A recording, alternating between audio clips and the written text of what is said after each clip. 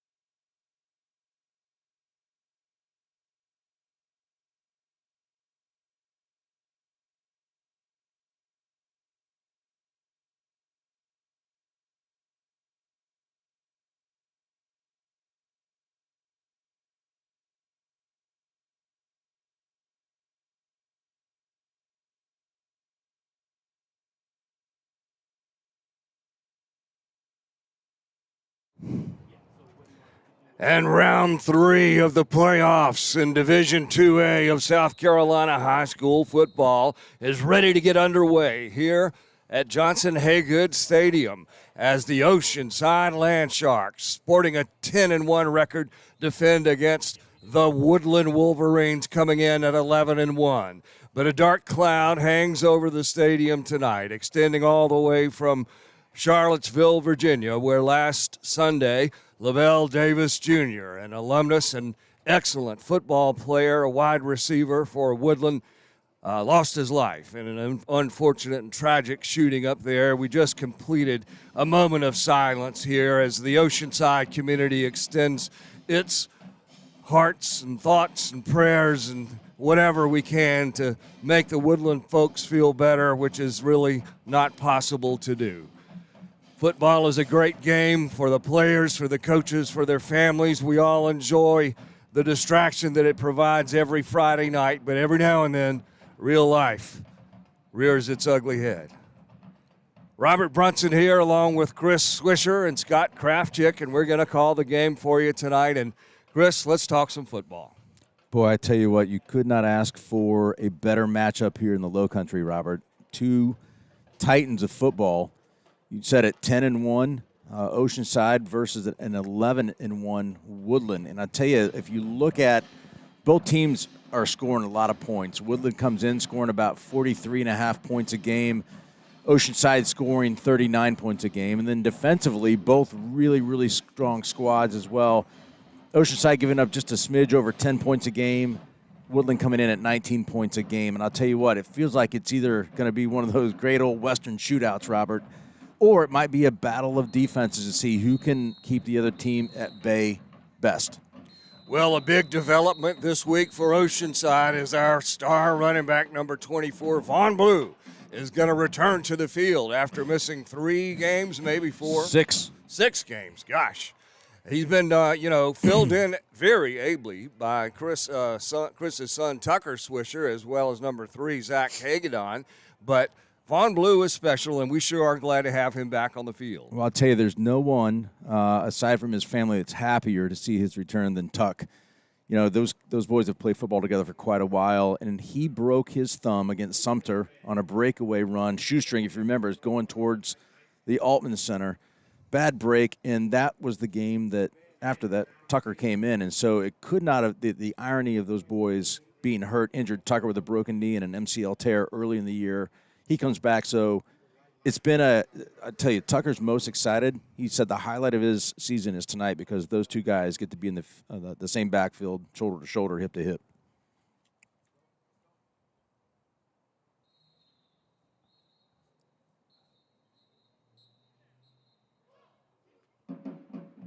I tell you. Oh, good. The Woodland High School band now coming out onto the field as the scoreboard and the stadium crowd continue to pay tribute to Lavelle Davis Jr.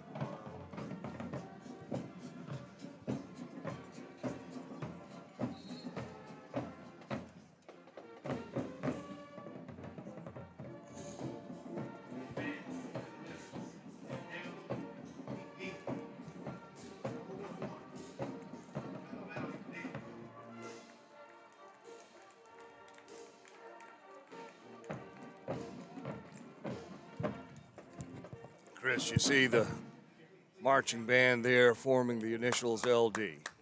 Yeah, that's.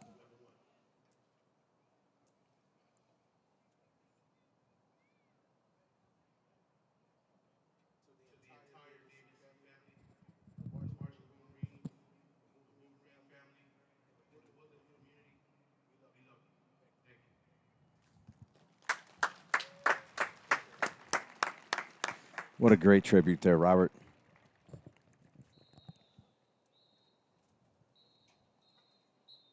Very nice and fitting.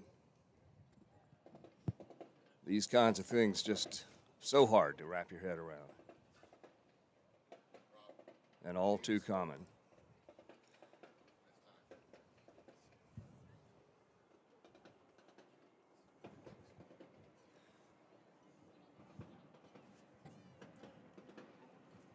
And as the Woodland Marching Band leaves the field after that beautiful tribute, we're going to, again, turn our thoughts to this football game. It's a little hard to do. But, Chris, let's talk a little bit more about how you think these Oceanside Land Sharks might perform tonight. We showed a little bit of vulnerability against Wade Hampton last week. You know, the Sharks won that game by a score of 71-27, which sounds really lopsided. But that's the only team to score anywhere like that number is certainly in 2A football this season against the Sharks. You're right. I mean, they put some points up. They were sneaky with their H-back, those little quick out routes hitting the flats, and we didn't have an answer for it. They did go deep one time here on our sideline, but so rest assured, I know our coaching staff is going to scheme against what Woodland has to offer from an offensive standpoint. And I got to tell you, it all starts with their quarterback, number 9, Citadel. He is a heck of a player. He does it all on both sides of the ball and on special teams as well. Cedarian Harrison is their quarterback, and keep your eye on him. He's number 9, and no doubt one of the captains, coming out on the field for Woodland. As we have our 4 captains, Timmy Castine, Vaughn Blue, Monroe Freeling, and I believe Ben Britton. Really good to see Vaughn Blue 24 out there and taking Edward Reidenbach's spot, and that is a good leader of the team. Edward knows that's Vaughn's spot right now to come back into the mix. James Mosley is number 78 for Woodland. They also have number 2 out there, Clarence Simmons. He's a wide receiver and a senior on the football team. And then the last one is number 53, and that's Gannon Kepler, who used to play for this team. That's a good familiar name. Kepley, I mean. Yep. Sorry. Good to see Gannon out there, and hope he has a great, safe game as well, too, for all the kids. So we're awaiting the coin toss here. Coin's up in the air, and it looks like Oceanside has won the toss, and we're going to defer. So we will be kicking off and taking the ball in the second half. Our kickoff game has evolved over the course of this season, and we have been, in the last couple of games, at the early parts of the game, kind of pooch kicking it to the upbacks around the 40-yard line. It'll be interesting to see if we continue that over the course of each of the last 2 games. We've also moved towards then kicking it off deep as the game progressed. And the smoke is coming out of the mouth of the shark over there as the Oceanside Land Sharks wave the American flag and the South Carolina flag and storm this football field. Looking to take a big step tonight towards the state championship. And Chris, the way things are shaping up, it looks like the final 4 teams, if Oceanside's able to get past Woodland, will be 4 really good teams with great traditions, Barnwell, Saluda, and Abbeville being the other 3. You can't write a better Final 4 group than those 4 schools. And you're right, Robert. But I tell you what, it's the record 0-0 on both sidelines tonight, and the goal is to go 1-0 tonight. And listen, it's either going to be a great old Western shootout. The last time we played them in 19, that was the exact same scenario. 3rd round playoff to go to play at Barnwell. Oceanside came out on top 56-42. So if anything like what we saw 3 years ago in 2019, you got buckle down your hats tonight. So I had some text this morning with Chad Greer, our former head coach, and he was the coach of the Sharks back in 19 when we went down to Barnwell and lost to the Wallhosses.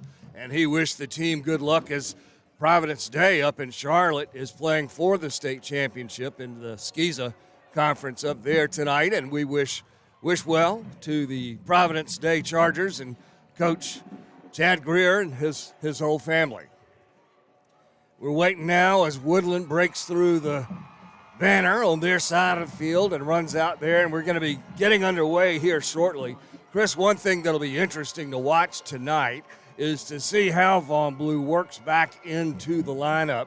If he just jumps right back in as the lead horse, carrying it just about all the time as he has, or if it'll be spread around a little bit more to Tuck and Zach. Well, hey, listen, Vaughn's body is about as healthy as it could be. He's not been hit in 6 games, which we want him to be popped a little bit and get that sting back into him, but his legs are healthy.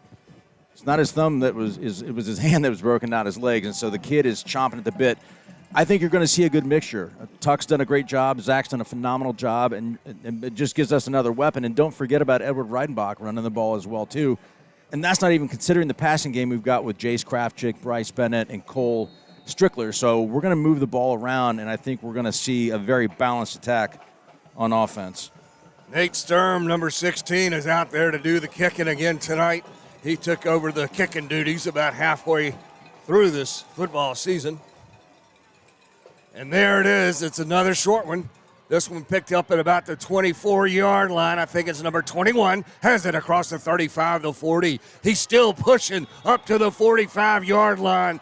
And Woodland in their green pants and white jerseys and gold helmets look like on the opening kickoff they've come to play. Looked like a rugby maul once he got tackled there. He got another 10, 15 yards. They've got tremendous field position to start this game off. I think that was LaFonte Furry on the return if it was number 21, as Oceanside huddles up over on the sideline with their offensive coaches and come out onto the field, and let's see what they're going to do. Again, the guy to watch is their quarterback, number 9, Cedarian Harrison. He's going to go with 3 wideouts, 1 tight end. He puts a man in motion right to left, hands it to the sole running back. We hit him and bring him down for a loss in the backfield. That's a great start for this Oceanside defense. Man, Johnny Gunn shot out like a bullet, no pun intended, and made the great tackle for a 1-yard loss. Those Johnny Gunn puns are inevitable and hard to avoid. No need to apologize.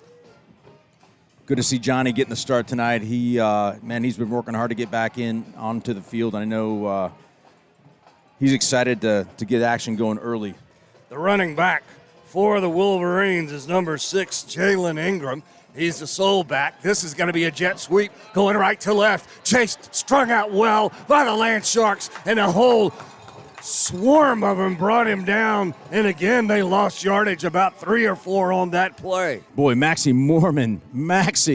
just giving running the ball carrier out to the sideline, giving his guys a chance to converge. But he tripped him up, stopped him early, which was great. And now Woodland early in the game facing a 3rd down, and let's call that 14.5 yards for a first. 10:38, the clock moving still here, first quarter, no score. We're just getting underway. Play clock all the way down to 5-4 as Hutchinson takes it, drops back. He wants to throw. He has plenty of time, lots of protection. Finally, Vaughn Blue is out there and chases him. A flag goes down. That's going to have to be either a hold or an illegal man downfield. But the quarterback still scrambling, completes it all the way down to number 1, Jaden Gardner. And if that's a good catch, it's going to be good for a first down, but I highly doubt it. That might be one of the longest offensive plays I've seen in a long time. That guy can really scramble around back there, Swish. Cedarian Harrison, he probably just should have taken off and run it vertically on that play. He probably ran 75 yards on the play. Well, that's going to be the key tonight. The offense starts and stops with that guy, and I tell you what, if we don't contain him, it's going to be a long night for the Land Sharks. He is a special player, Robert. Holding was the call. It was. And 10 more yards marched off against the Wolverines. So now they're really in a deep hole. But I tell you what, let's not forget that he scrambled running to his left and threw a dart 25 yards downfield on target accurately. So this is we've got our work cut out for us tonight, guys. Harrison is no joke at quarterback. He has thrown and run for more than 1,000 yards this season. So a dual threat if you've ever seen one. And they're going to go with a spread formation. Harrison again wants to throw. Again, he has time, but he's pressured. Hit at the last minute. Tried to dump it off to a running back over on the right flat, but he was under pressure and couldn't get it to him, Swish. Great pressure from our senior Timmy Castaigne, and also Cole Strickler in at D-end. Big, long, tall reach from Cole Strickler right on the heels. I thought he was going to get a strip sack there, but I tell you what, great defensive pressure, and if we can keep that up all night, Robert, I like how this game is going to start off for us. Well, it's a 4th down and really, really long here. I don't even know that I can count. so many yards as the punter drops back for Woodland, and certainly that's not the way they wanted to start. Harrison, their quarterback's also their punter. This one's going to be short, though. Not even going to go into our territory unless it kind of rolls in. No, it stopped right at the 50-yard line. Great field position. I tell you, we brought the pressure and gave a little bit of a love tap to the punter who tried his best acting job to spin and fall down, but the back judge wasn't having any of it, and we've got great field position. So think about it. They started on the 45. It's only a 5-yard differential from where Woodland started off on offense. So let's see, Robert, who comes out for the offensive first set here. These Wolverines have really had a heck of a season, 11-1.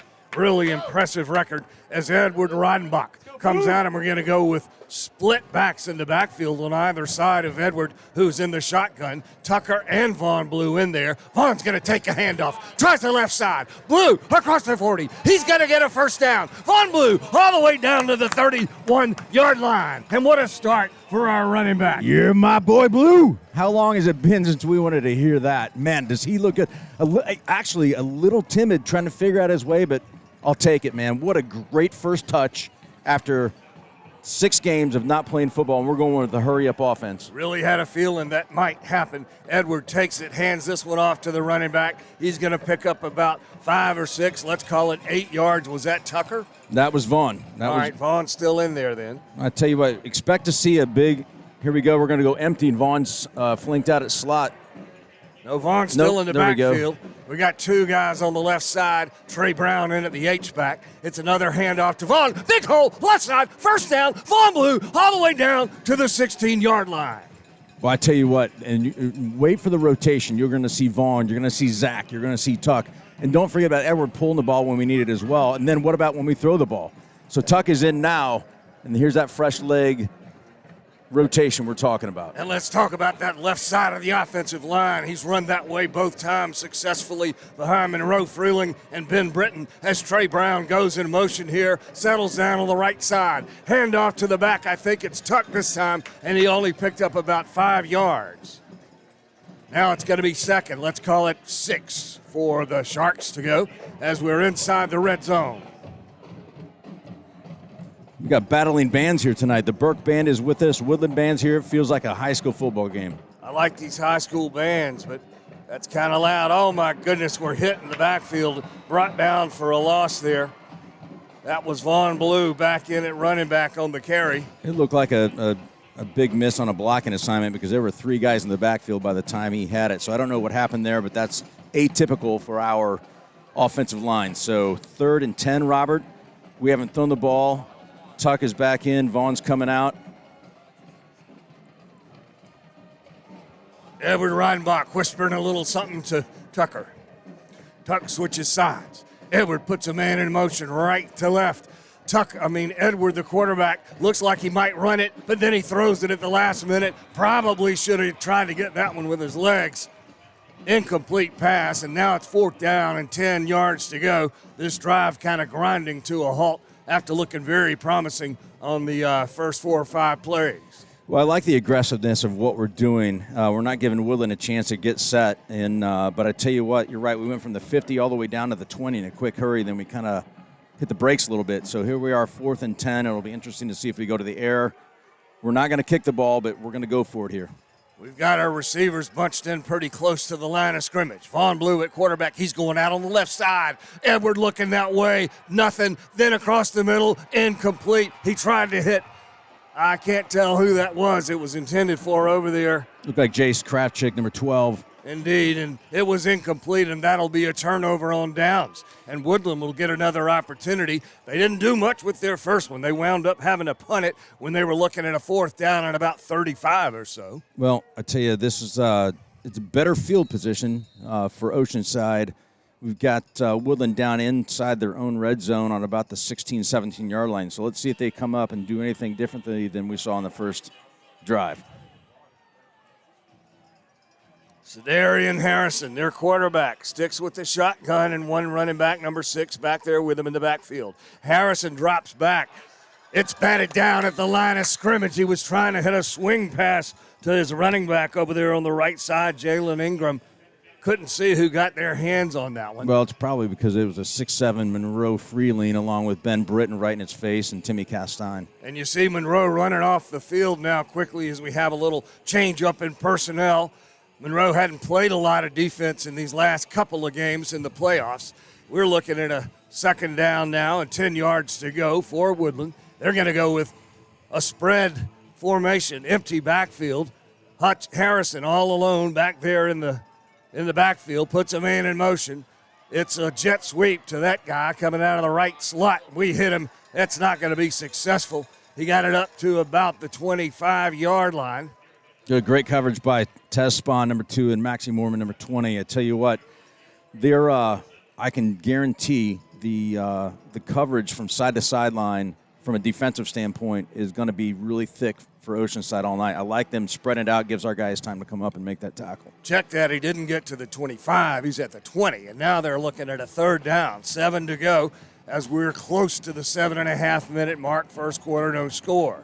Again, Woodland's going to go with, well, not again. This time they're going to go with 4 wideouts and keep a running back in the backfield. He's staying in for protection. Harrison rolling out, pointing downfield. He's going to try and run. Can't get the edge. Vaughn Blue. Not nearly enough for a first. Boy, that was Vaughn Blue spying that quarterback all the way to the sideline. Great job. Good seeing Vaughn playing some defense, Robert.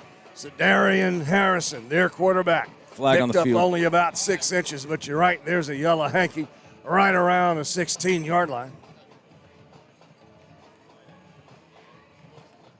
Hard to project what this penalty might be. I didn't see anything.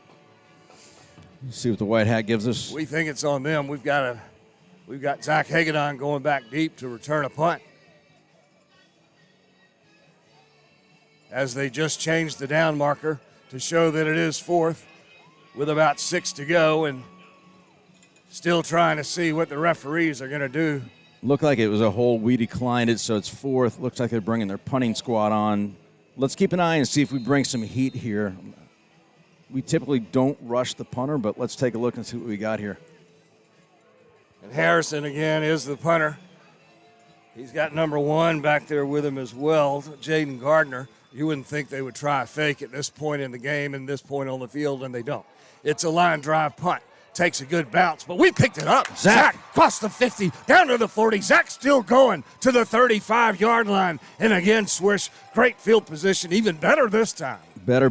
We like it. We'll take it. And I tell you, the sustained drive, I like the quick. If that's working, let's stay with it. But let's see if we stick with a little bit of the same. I like that. Listen, Vaughn's back. You gotta ride your race horses, right? So let's see what we come out with. That was kind of a gutsy move on Zach's part to pick that ball up. It was bouncing kind of funny. It was kind of a knuckleball line drive. I saw them punting in pregame, and they were kickoffs, and their punts are knuckleballs, which is kind of scary. They can be difficult to handle from time to time. But I tell you what, I don't think they thought he was going to pick it up, and lo and behold, he put another 20 yards on between where he picked it up and where he took it to. So I see Tucker is out there at running back right now. Edwards, of course, in there at quarterback. Don't see Vaughn on the field as Edward goes over to the left slot. Not Edward, Tucker. Edward's going to keep it on the right side. Reidenbach looks like he might have a first down. It's going to be really close. They're marking it right at the 25-yard line, and let's see. The referees don't really measure much. They usually eyeball it, and this one is eyeballed in our favor. Looks like they might have rounded up on that one, Robert, but we'll take it. First down and 10. Now on the 25-yard line. Again, Vaughn Blue's back out on the field now. We're going to go with 3 wideouts and the H-back. Edward gives it to Vaughn. He tries the middle. Nothing doing really there. Vaughn may have picked up a couple. Hey, let's run Tuck up the gut like that. Get Vaughn to the edges. Let him run and do his thing. Still got right side. Sorry, go ahead, Switch. Still got two yards, and I tell you what I like about that is Vaughn's not afraid to run up the gut. He is putting his head down, and he's going to get yards when he needs to. But I tell you what, let that racehorse loose. Let's get him on the sidelines and let him run. Max Mormon now comes out and takes the place of Trey Brown. He's the tight end over on the left side. Vaughn Blue in it, running back. Edward takes it, gives it to Vaughn. He's got a hole this time. Blue crosses the 15. Down inside the 15, let's call it the 13, and we're going to have it 1st and 10.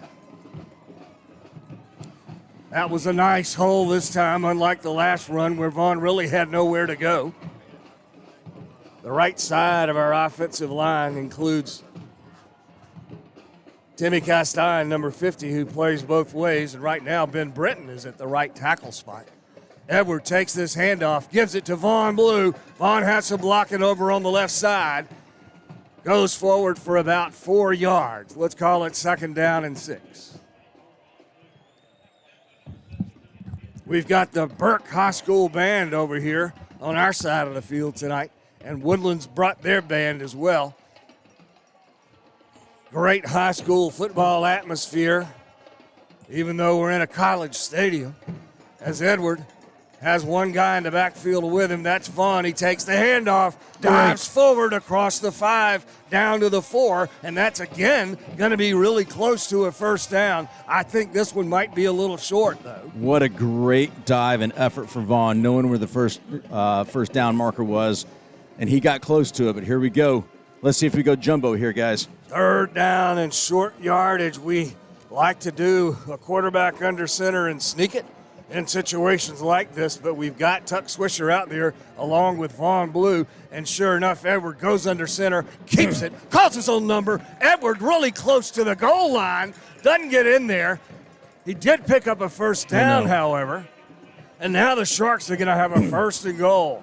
We've got a player down for Woodland. It looks like number 9, their quarterback, and that is not a good sign. Oh, we don't want that at all. No, we do not.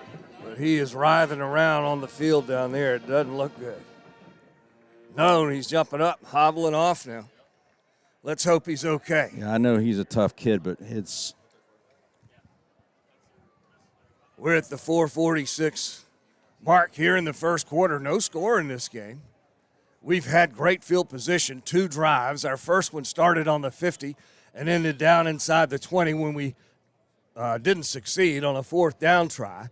This one, however, started on the 35, and we're inside the 5-yard line, looking at a 1st and goal, the ball on the 2-yard line. Hey, knock on some wood here. It's been a pretty clean game. This 1st quarter has been burning down, right? So let's see if we can continue to control the ball here. So we're on the 1-yard line. You know what's coming. You got to figure Edwards going to just keep it. Yep, and that's okay with me. He's pretty good at doing that. And look, on that last quarterback sneak right there, I thought he was going to get it into the goal line. He had plenty of push on the right side of the line behind that right guard, Timmy Castine. Max Warman is out there now. Look at the quick hurry up here, guys. Going to go quick, bunch formation. 2 running backs, but again, Edward keeps it. He's just going right behind the center. He's got to be in the end zone. And his helmet's off. Touchdown, Land Sharks. What a tough kid. Edward riding back. Lost his head, but scored 6 for the Land Sharks. He's got to come out when the helmet pops off. You're out for a play, but attaboy, Edward, riding back. Show everybody those blonde hairs you got, Edward. Looking cool with the headband. It looks like we're going to kick this one. If that's the case, Edward's typically the holder. The backup holder is Tanner Swisher, but it looks like we're going to go run the ball here. You're right. I don't know what we're doing. Jace Kravchuk in the shotgun formation. All right, sort of a wildcat with Jace then in the quarterback position. He's probably going to keep this one. He bobbles it. It was a high snap. Jace couldn't hold on to it. Yeah, that's not good. Sharks are going to have to settle for a 6-0 lead after that first successful drive. And we're going to take a 5-second break here on the Oceanside Sports Network.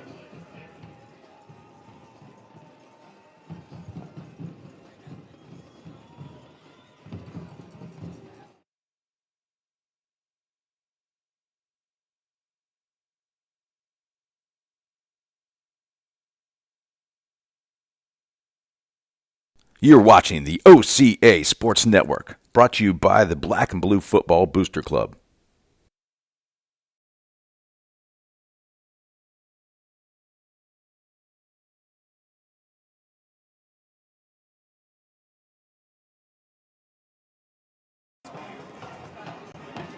And we're back just in time for the kickoff. Here is Nate Sturm, puts this one up in the air again. It's going to be short, fielded at the 20-yard line. Number 21 again has it, but this time he's slung down right at the 25. Max Morin is having a big night already, Robert. I've been calling his name 3 or 4 times already, but that is a great, great play. Good tracking, great angle, great tackle, great everything. Levante Furry had a better return his first time around. This time he didn't really have anywhere to go, maybe picked up 4 yards. So let's see, Robert. Let's hope number 9 is healthy. This game is not going to be we want number 9 to be healthy. Let's see if he comes back out at quarterback here, Robert. We're looking. Yeah, he's back out there.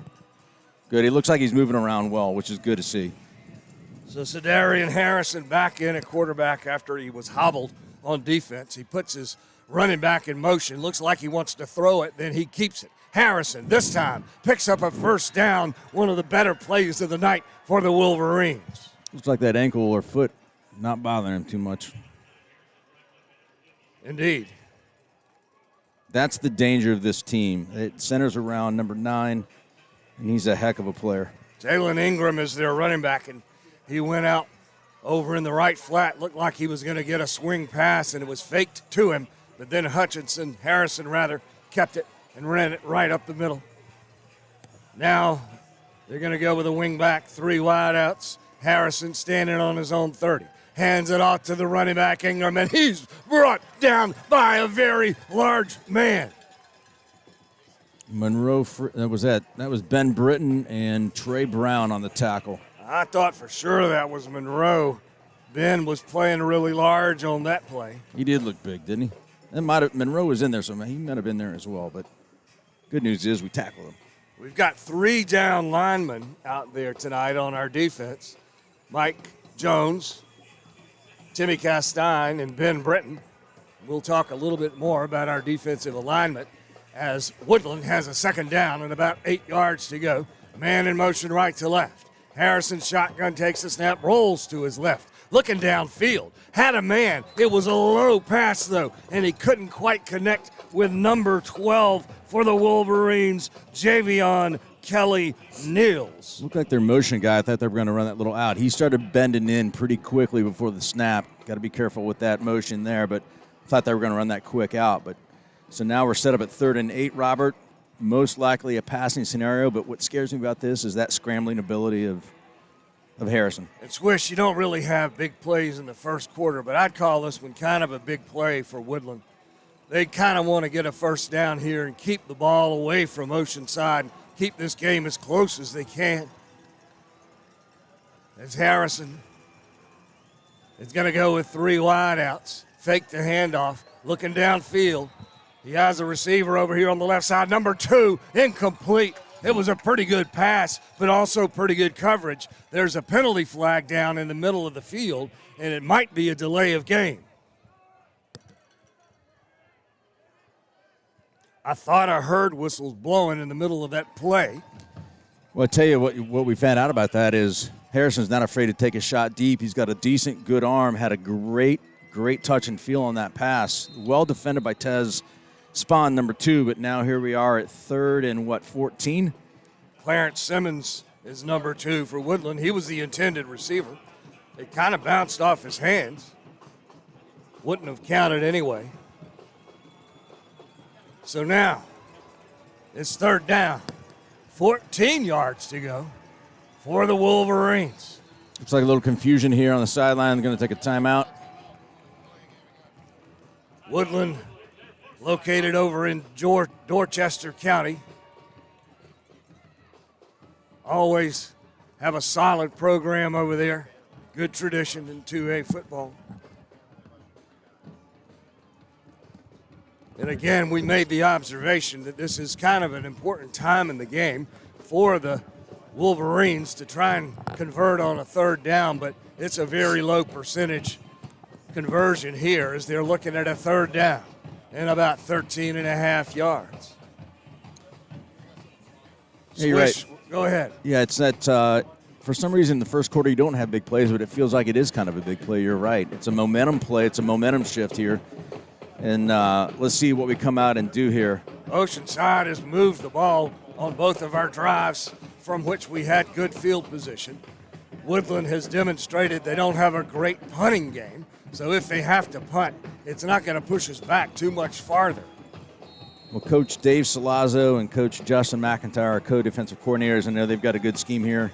Empty backfield. Harrison puts a man in motion right to left. Now he's going to go with 4 wideouts split evenly. Harrison throwing all the way. Has lots of time. Good blocking by the Wolverines. He's throwing it deep. They're battling around the 30-yard line. No flags. Incomplete pass intended for number 1, Jaden Gardner. I tell you what, though, Harrison had time. He had time. He's got time every time. We're only rushing 3 guys, and we seem to have a spy looking just for the quarterback in case he decides to drop it and run it. Tell you what, I just noticed Coach Chad Wilkes has got a pair of shorts on tonight. What in the world is he doing? I'm standing here in a wool overcoat and a scarf, feeling kind of embarrassed, but not really, as Harrison's going to punt this one on their 4th down. It's another knuckleball line drive, not going to go very far for Woodland. It takes a pretty good bounce for him, though, all the way down to the 32-yard line. So for the first time tonight, Oceanside will start a drive from inside their own territory. First drive was from the 50 and ended down inside the 20 on a failed 4th down conversion. Our last drive started on Woodland's 35 and ended with a touchdown, courtesy of a quarterback sneak. With a helmet pop off and all.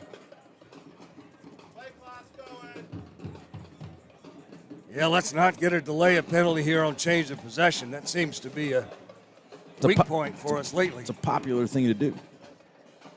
As we trot out onto the field, 10 seconds to go on the clock. Vaughn Blue is in at quarterback. He goes over to the slot. I meant running back. Edwards, the quarterback. Edwards going to keep it all the way. He's hitting the backfield, loses 2 or 3 yards. That play did not look good from the get-go. Well, I mean, I'm going to save that one. I'm going to save it. Edwards did a lot of running earlier in the year, and that looked very much like a designed run.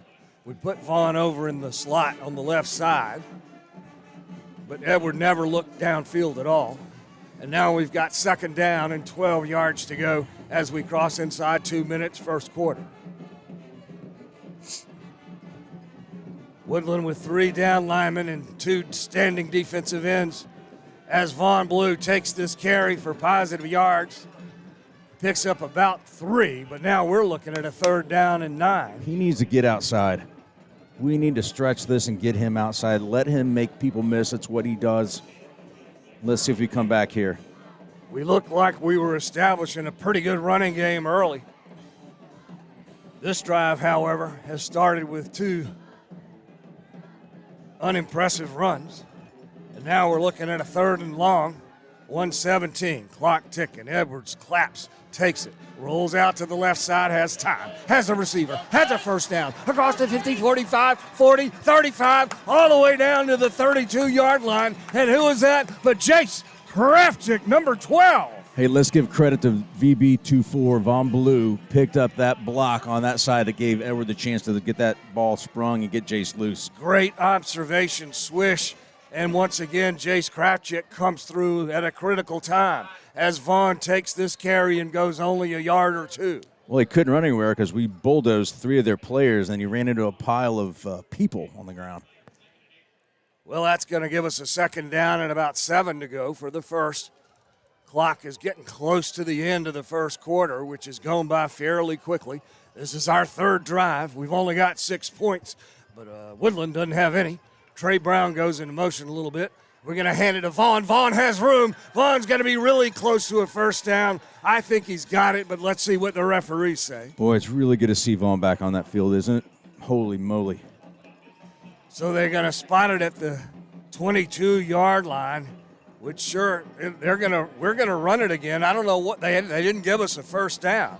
So it's a 3rd down and an inch maybe, as Edward just gives it to Vaughn again. Vaughn has the first. Down inside the 15, and Coach Chad Wilkes said, I'm not going to wait for you to measure or anything. We're just going to get it.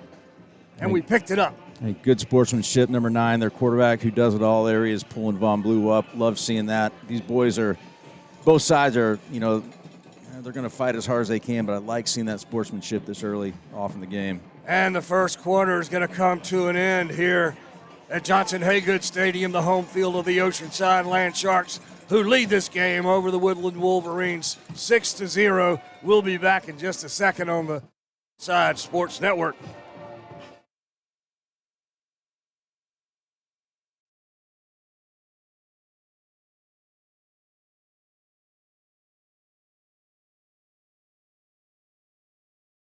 Stats.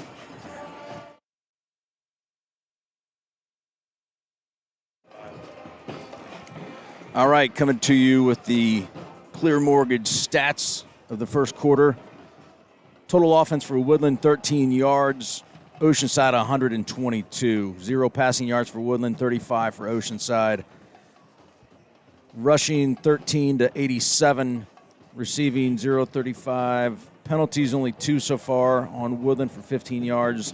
No turnovers. Time of possession, 5 minutes for Woodland, 4 minutes, and a little less for Oceanside. First downs, Woodland 1, Oceanside 8. And that's the tail of the tape here for the first quarter, Robert. Time of possession math didn't add up right, but well, yeah. Let's look. We got some scores. Fort Dorchester 14-0 over Carolina Forest, who these Sharks beat earlier in the season. And South Florence is all over James Island, 29-0. Is that in the first quarter? That would be in the first quarter.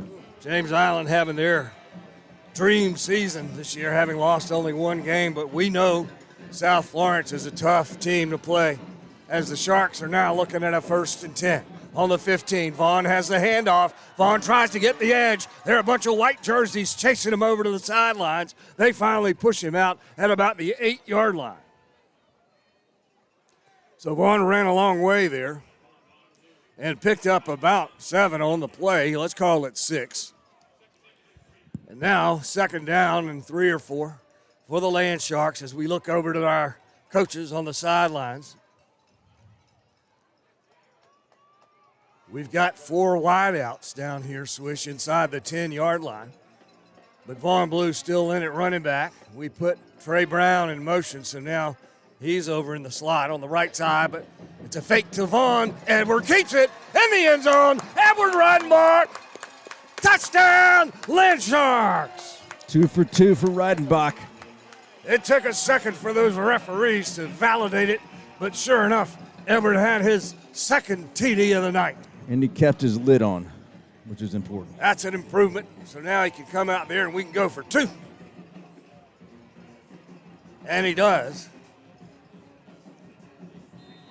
Just inside the 2nd quarter. Sharks just put their 2nd touchdown on the scoreboard, and we're going to try now and make it 14-0 as Edward goes under center with a split backfield behind him. He's going to hand this one off to the back, and he's in for a touchdown.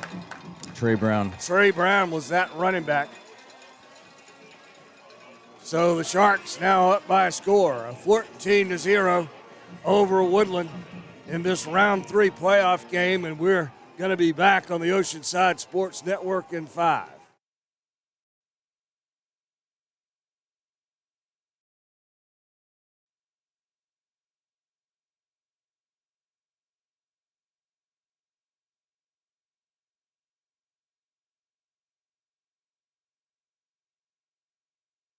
You're watching the OCA Sports Network, brought to you by the Black and Blue Football Booster Club. So the Sharks are getting ready to kick it off again. We won the toss to start the game, but deferred to the second half. So this is our 3rd kickoff of the football game. So far, Nate Sturm, number 16, has been dropping them off at about the 30-yard line to number 21. Let's see if he does that again, or if he switches up, and he does. This one's going to go deep down about the 12-yard line where number 2 has it. He's up to the 30. Number 2 dances around, but there are too many gray uniforms. Great tackle there by Cale Gilchrist, 37-15. And Clarence. Ethan Baldwin, and then number 35, Jack Waddy on the coverage. Clarence Simmons was the kick returner on that play. So now we got Monroe Freeland out there, I see, on that defensive line, along with Timmy Castine, who's jumping up and down like a jumping jack. You've got Jace Krafchick that's kind of walking down as well, too, playing a bit of a walk-down linebacker. So let's see what, based on strong side of the field or play, what they're doing there. Ben Britton also in on that line as the quarterback Harrison takes it, throwing all the way to the right flat. Number 3 has it. Tez Vaughn Spahn, though, tackles him before he can pick up much. They pick up 7, though, make that 6 on that short pass play. They must have looked at the film from the Hampton game, because that's a play that Wade Hampton ran to great success. Well, it looks like I'm not going to say they've abandoned the run yet, but it looks like the last couple of series they're getting a little pass heavy. I think that's where they think they can make some progress and move the ball downfield. Well, Harrison can throw it. He's demonstrated that over the course of this year, as he's got 3 wideouts left side here, and he's going to run it. But my goodness, that back hit a brick wall and is smashed into the ground. Monroe Freeland demonstrating why he's one of the most highly recruited linemen in the state of South Carolina, pushes the running back Jalen Ingram backwards. Lost a yard there. I tell you what, number 6 doesn't want to meet him again. That's a lot of weight coming down on you. Oof. And Monroe had a little help from his friends, too. It wasn't just him. 3rd down and 5 now. Woodland going to try and convert a first. I think they've only had 1 first down in this game. That was a quarterback run. This time Harrison's rolling out to his left side. He has a man, completed, 1st down. Receiver crosses the 50. He's finally knocked down and gets it all the way across the 45 to the 43-yard line. Again, rolling to his left and throwing like that is really, really difficult to do. That's a special play from a pretty special player there. Number 12 was the receiver on that play, Javion Kelly Neals. As Woodland converted, and now they're in our territory. Harrison, the quarterback keeper all the way, runs it right up the middle, but we got him. He didn't fool anybody. Trey Brown. Trey coming in from his linebacker spot to stop Harrison for a loss of about a yard. So now it's 2nd and 11. 9:43, clock running, 2nd quarter. Land Sharks up in this game 14-0 on a nippy night at Johnson Haygood Stadium. It's under 50 degrees, around 47. But Chad Wilkes is wearing short pants, so who cares what the weather is? Harrison takes it. He's going to throw it. His arm is hit. That could be intercepted. Oh! Somebody hit his arm as he was going forward. Man, Johnny Gunn had a beat on that ball and then just got knocked down by his own players, it looked like there at the very end. But you're right, someone tipped that ball up. I think it might have been Monroe. So now the Wolverines are looking at a 3rd and 11. They've had plenty of time to throw it, but that time the quarterback dropped back and stayed in the pocket, did not roll out at all. And one of our big linemen, maybe Monroe, got in there and either hit his hand or his arm or the ball. Let's watch if this is a busted play. Their receivers do a good job of adjusting, and he is great to throw on the run. He looks like he wants to roll left. He does. He completes his pass again to number 12 for a gain of about 8 yards. It's not going to be enough for a 1st down as Javion Kelly Neals is stopped over there. Ethan Baldwin and A.J. Zarzak on the play there. They're going to go for it. They don't have a choice here. 4th down and 4. They're in our territory.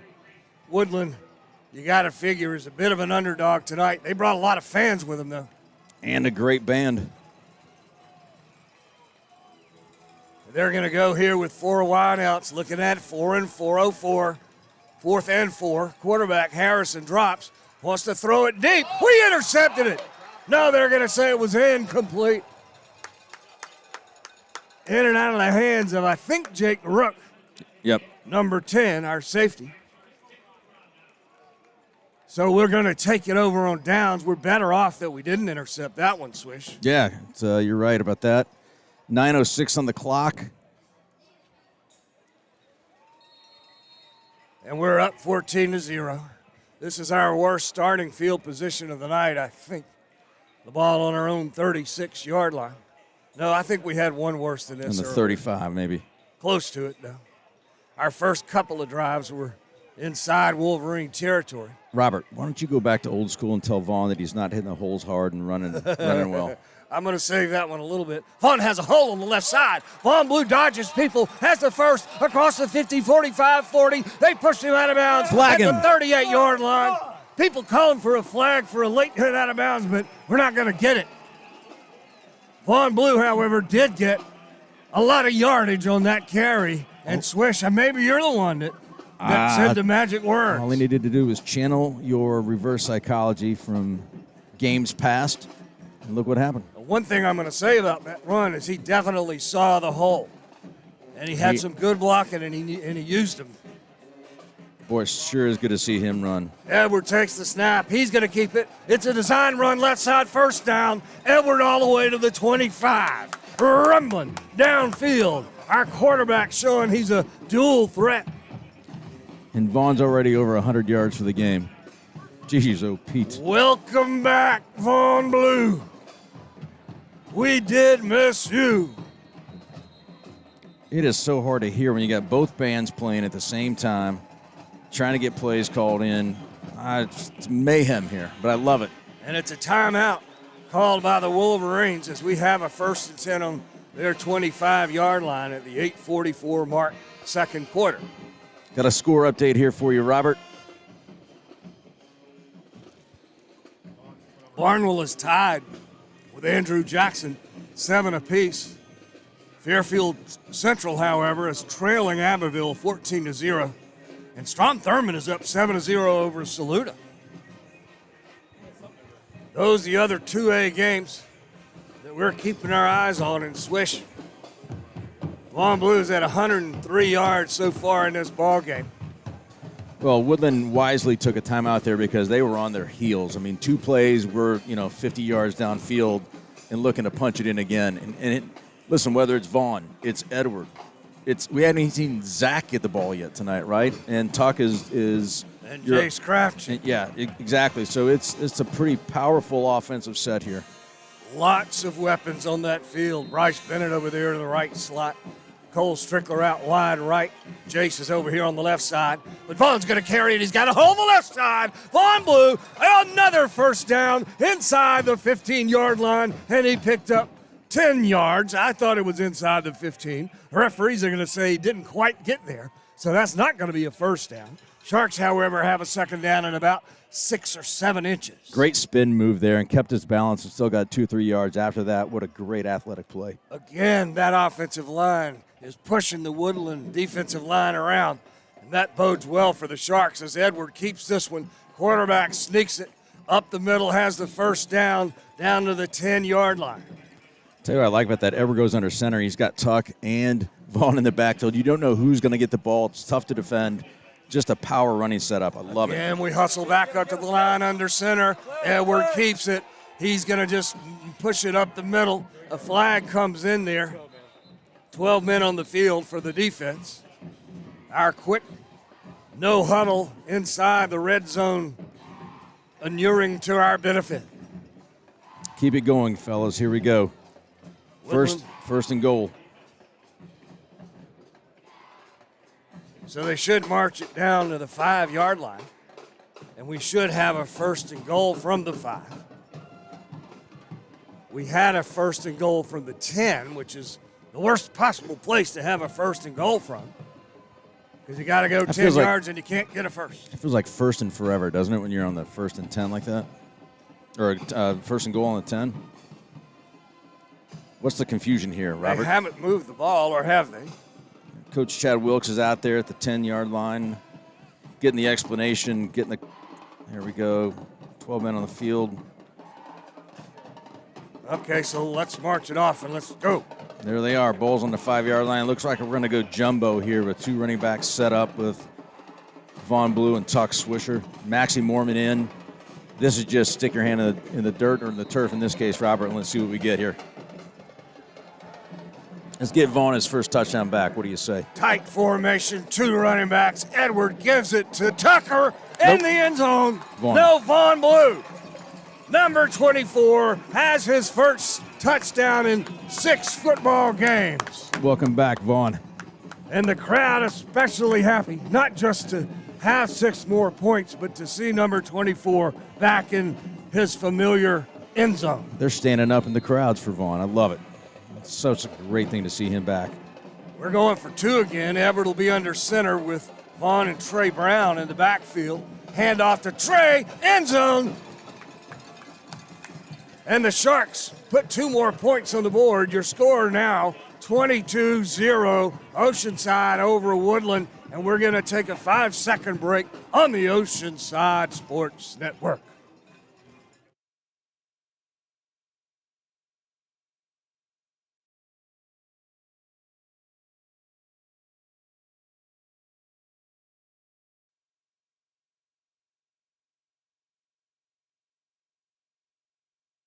You're watching the OCA Sports Network, brought to you by the Black and Blue Football Booster Club. All right, we're back. Better get my microphone on. 3 guys are deep. 3 guys are about midway down. They don't know what Nate Sturm is going to do with his kickoff here. And we don't either. It's another short one just inside the 30, taken by number 12 for Woodland, or maybe 21. And they're going to have a 1st and 10 on the 32-yard line. We got a flag on Woodland. Late hit. Thanks, Scott. I don't see that one, but I'm sure it's out there. Yeah, it's chippy on that sideline for sure right now. And you gotta imagine we're up 22 points right now. It's just you just gotta make sure this game doesn't get out of control from that perspective. Are you saying the late hit was on Woodland? They had the ball. I'll tell you in 5 seconds. Okay, thank you, Scott. You're Actually, prescient. We're walking it off against us, Scotty. So face mask. Yeah, So is a face mask? that's what they call it. Yeah. So Woodland, courtesy of a 15-yard penalty, is going to have a 1st down on their own 47-yard line, with the Sharks leading this game 22-0. The Wolverines trotting back up to the line. They're wearing their green breeches and white shirts and golden hats, I think. They look gold to me. They put a man in motion, but the quarterback keeps it. He has a little room on the right side. Harrison brought down after he picked up 5 yards. Timmy Castine trailing him. Boy, Harrison is shifty. I like him. Yeah, they got a fine quarterback, no question about that. Number 6, Ingram, still in there at running back. They don't switch those 2 guys up much. They're going with 2 wideouts. And the quarterback hands this one to 6, Ingram. And he's going to be called down at their 47-yard line. I thought he got farther than that. Good tackle by Johnny Gunn. Trey Brown. And now it's 3rd down and 4. Woodland kind of desperate here. They're needing to get some traction on offense. They need to keep our defense on the field. They need to keep their offense on the field and their defense not. As Harrison, shotgun, 2 tight ends, flag goes up before they can snap the ball. Came in from the far side. Might have been Judge. delay. And it's at 10 seconds. When I looked up, it was back at 25. They're going to march that against us. Offsides. It almost has to be. Yep. Well, that was unfortunate. So we give them a 1st down. We had a chance to chase the Wolverines back to their bench, but we blew it. And now at the 6.5-minute mark, Woodland is in our territory with a 1st down and 10 at the 42. Harrison wants to throw. Has a lot of time. Now he rolls out left. Just ran back to the line of scrimmage, and he was chased out of bounds over there. I think the most athletic player on the field was Dennis Patrick on our chain crew. I saw him hop like I've never seen the guy move before. Attaboy DP. I think that was Vaughn Blue that chased him out of bounds. Maxey. All right. 2nd down, a little more than 10 for the Wolverines up from Dorchester County.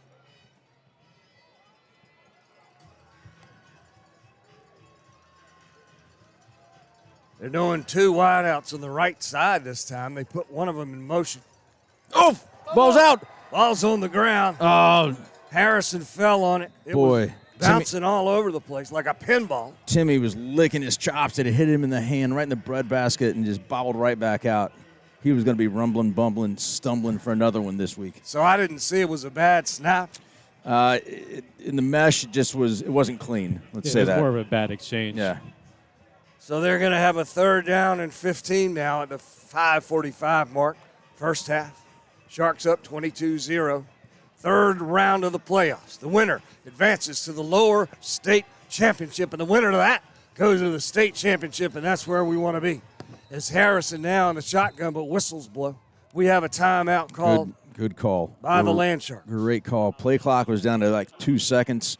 But I tell you what, 3rd and 4th, every play feels like a big play for us. It feels like a big play for them. So great opportunity to regroup and figure out what kind of a scheme we want to put on against this 3rd and 16 or 15 something. So Well, you got to figure Harrison is either going to drop back and throw it or roll out and throw it, or he might keep it. But I ain't going to hand it off to anybody. Nobody else is really running it effectively. no, I know he's got a lot of D1 offers. Scotty, do you know where he's pointed to head to? I don't. I know he has Virginia, Virginia Tech, and Oklahoma, and a bunch more. Those are Gads. Wow. What's that? Those are pretty. Those Those are big time Those are programs. big.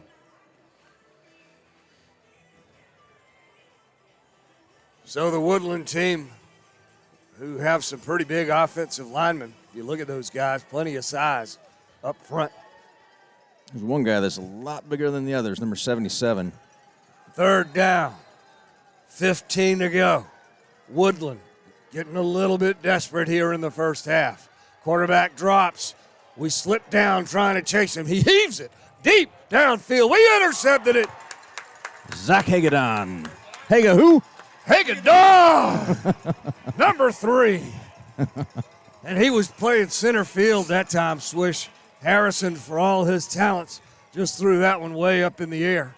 I tell you what, I'm watching with some binoculars, but man, when I've got up close on him, he just looks like he is in total control. When he's rolling out, he's pointing, he looks like he's next level, and I think he really is. He's pretty good. Of course, that's farther than he would have punted it in all likelihood. So we have it 1st and 10 on our own 19-yard line. Robert, 5:21 left in this first half. I like to see us sustain a drive, get a couple of first downs, chew the clock, and then punch one in before we go into half and then get the ball back coming into the 3rd period. I'd like to see us throw a long bomb for a touchdown. As we put a man in motion, that's Trey Brown. We're to delay a game. It's been down to zeros for like 5 seconds now.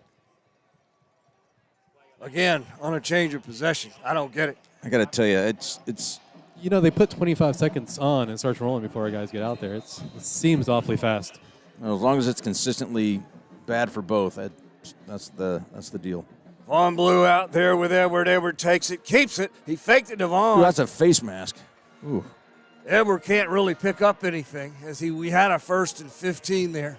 And now we're going to be looking at a 2nd and 15 and 6 inches. 5 minutes on the clock, rather. A little bit of breeze here as you see the American flag folding and unfolding a little bit over in the left end zone or behind it.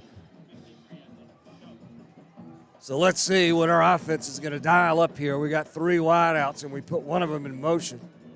And he stops at the H-back spot, handoff to Vaughn. Vaughn has a little room, but doesn't pick up too much on the left side, maybe a yard. That's their big 6'8". Who's 77? What's his name? He's a pretty good player, too. Oh, I'm sorry. It's all right. Cam Pringle. Can't forget that name. That's a great sports name. Cam Pringle. Sounds kind of Christmassy. 'Tis the season. And they're wearing kind of Christmassy uniforms, really. They could make nice ornaments out of those. Clock's ticking down. Let's go, guys. 3rd down and 14 now for Oceanside. 7 seconds on the play clock. 4. Empty backfield for Edward. The whistle blew before we could get it off. Timeout, Woodland. That might have been a great call for us, actually, because we did not looked like we were set or didn't know what was going on. There was confusion on our side of the ball. Yeah, the last second. Go ahead. It was Chad who called the timeout, so it was on us. I think the referee just pointed. He must have pointed in the wrong Well, direction. he pointed where Chad was. I think it was definitely an Oceanside timeout. All right. Thank you. Yep, and then he just corrected that. So when we come back from this timeout, and you're right, we weren't organized. We sent Vaughn Blue out of the backfield to the left slot right at the last second as the time was running out on the play clock.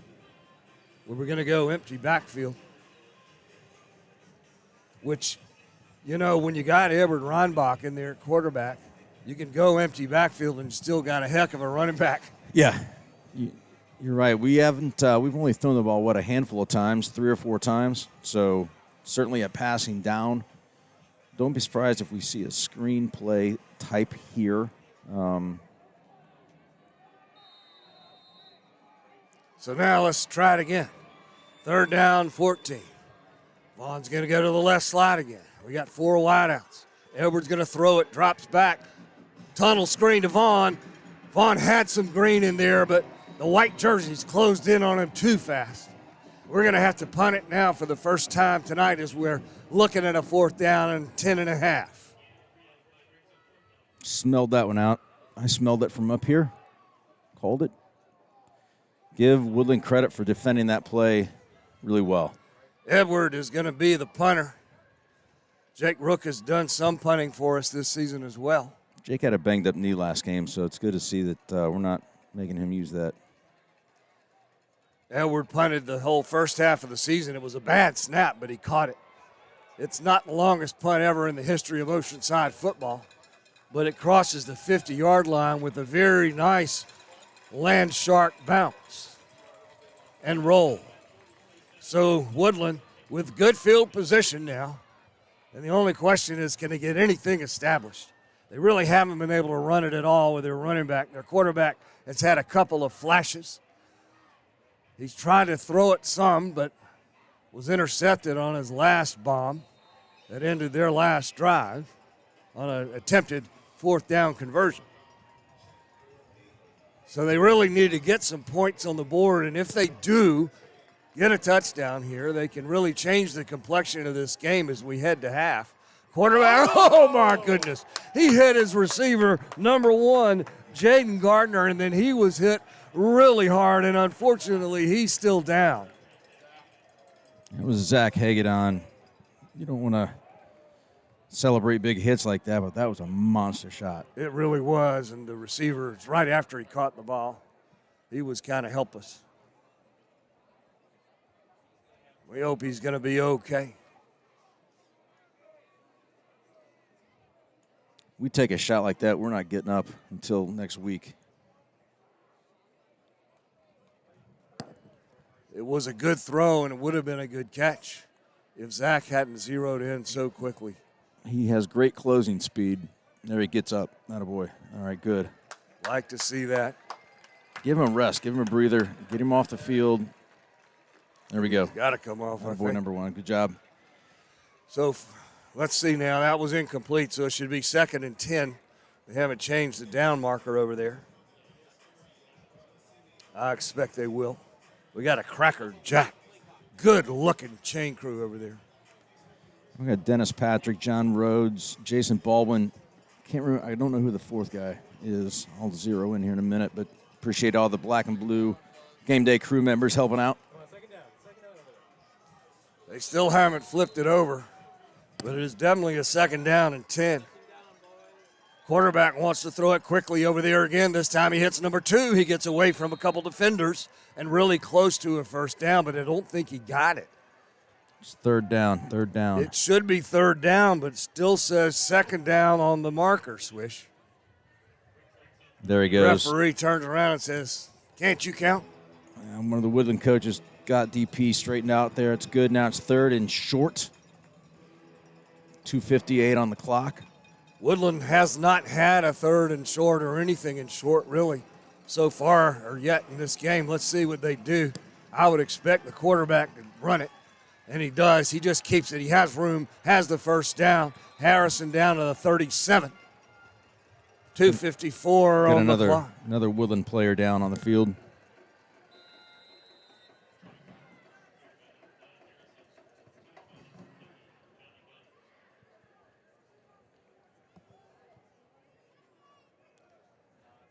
Zadarian Harrison out there. We've seen some good quarterbacks this season. The guy at South Florence was pretty strong, too. Lenore Sellers. Oof, he's a good one. He's talking to Georgia. He's talking to South Carolina. Dion, any score updates? Committed to Syracuse.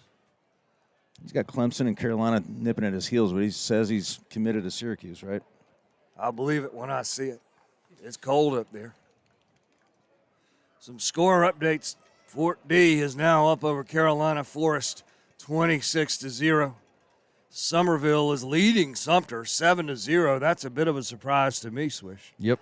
South Florence, no surprise, 36-7 over James Island, destroying their dreams of this season.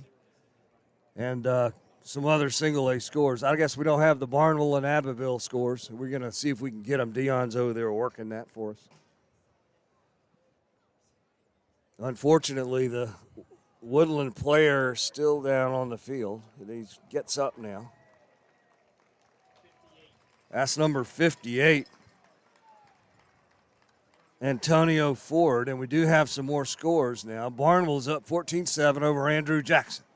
Abbeville storming over Fairfield Central 24-0. And Strom Thurmond 14-0 over Saluda. That one's surprising, too. I want Saluda, frankly. I want them to win. I want the Final Four to be Barnwell, Saluda, Abbeville, and Oceanside. I think you just want to talk about mythical creatures from different parts of the state with football lore tucked in there. Well, I just want to be able to say we're playing the Walhosses. When Coach, flag goes up before the snap. False. 12 men on the field. Yep. For Woodland.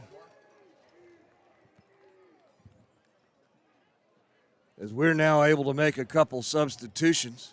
Providence Day, 27. Charlotte Catholic, I think, 6. At halftime, this was the only team that Providence Day lost to, I believe, in and it was the regular a wild football game. Yeah. In that game, Providence Day led by 20 points twice. And Charlotte Catholic came back and won it at the last second. So now 5 wideouts for Woodland, looking at a 1st and 15. But Harrison's going to run it. We got spies all over the field whose only job is to make sure that Harrison does not run it successfully. And we converged in on him there. Yeah, Trey Brown and Ben Britton didn't let him get too far. Pick up of, a yard or two? So, yeah, 2nd down and about 14, 13 maybe. Clock is running. It's not their friend here as we hit the 2-minute mark, 2nd quarter. You got to watch for the big deep throw here, one-on-one ISO. Watch up top or down low here. Harrison's going to roll out to the right side. He has men downfield, throws it deep, way over the head of everybody. Flag down at the 40-yard line. My impression was he just threw that ball away. That's not like him, though. He hadn't done that yet tonight, as we do have a flag. I think they're going to call. He might have thrown it past the line of scrimmage. What do you think, Swish? Potentially. I don't think so. I have been wrong today. It just doesn't feel like he crossed the line of scrimmage. I wasn't looking at that exactly. I agree. It just seemed like it was a late flag afterwards. It's against maybe them. a legal man downfield, probably. He's checking with Coach Wilkes to see what we want to do with it. Coach Wilkes at least has gloves on, but no pants. Well, he has pants. Let's not exaggerate. And he has a hoodie. Let's not raise any issue of indecent exposure. And a legal man downfield, and you can expect that's tough for a team that's got a quarterback that scrambles like that, whether you know he's going to tuck it and run or he pulls up and throws. So we decline it, and it's 3rd down now. 3rd and 14, let's say. Inside 2, 2nd quarter. Harrison, the quarterback's got 3 wideouts left and 1 to the right side. He looks like he wants to go left, zips it to a receiver, but it's too hot for that guy to handle it. In and out of number 12's hands there. A little behind him. I don't want to say it's all on 12, but a little behind him we're going to get the ball back. It looks like they're bringing their punting crew in here, Robert. So, minute 52 on the clock. That's Javion Kelly Neals. He's been targeted several times tonight. And you're right, that was a little behind him, but it was really hard thrown as well. Zipped it in there. Especially on a cold night. That's not very nice. Not to your own teammate. High snap. Harrison gets the punt off. And it's a line drive. It's going to be a good one for Woodland. If they can down it, the flag goes down in the middle of the field where there's really not much else happening. Yeah, one of the Woodland guys threw number 16 of our team. That's Nate Sturm. Again, that's not very nice either. No. Nate's our kicker. Don't hit him. I know. Late. Hey, I'll tell you what I'm looking forward to. You know what's happening at halftime. I see that Burke High School band in their bright blue uniforms walking down the sideline. Courtesy of the Black and Blue Club, took some donations to get the band in so we could have a spirited high school atmosphere on a Friday night down here. And that penalty's on Oceanside. Ooh.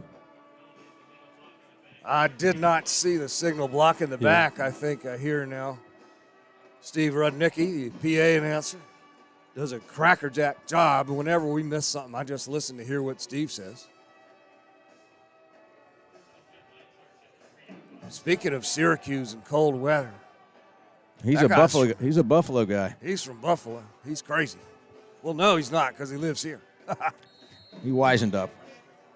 Big Buffalo Bills fan and a great find for the Land Sharks. See, He's we're- been our PA announcer for years. Real quick, we're still in the huddle, and the time we got 17, already 10 seconds.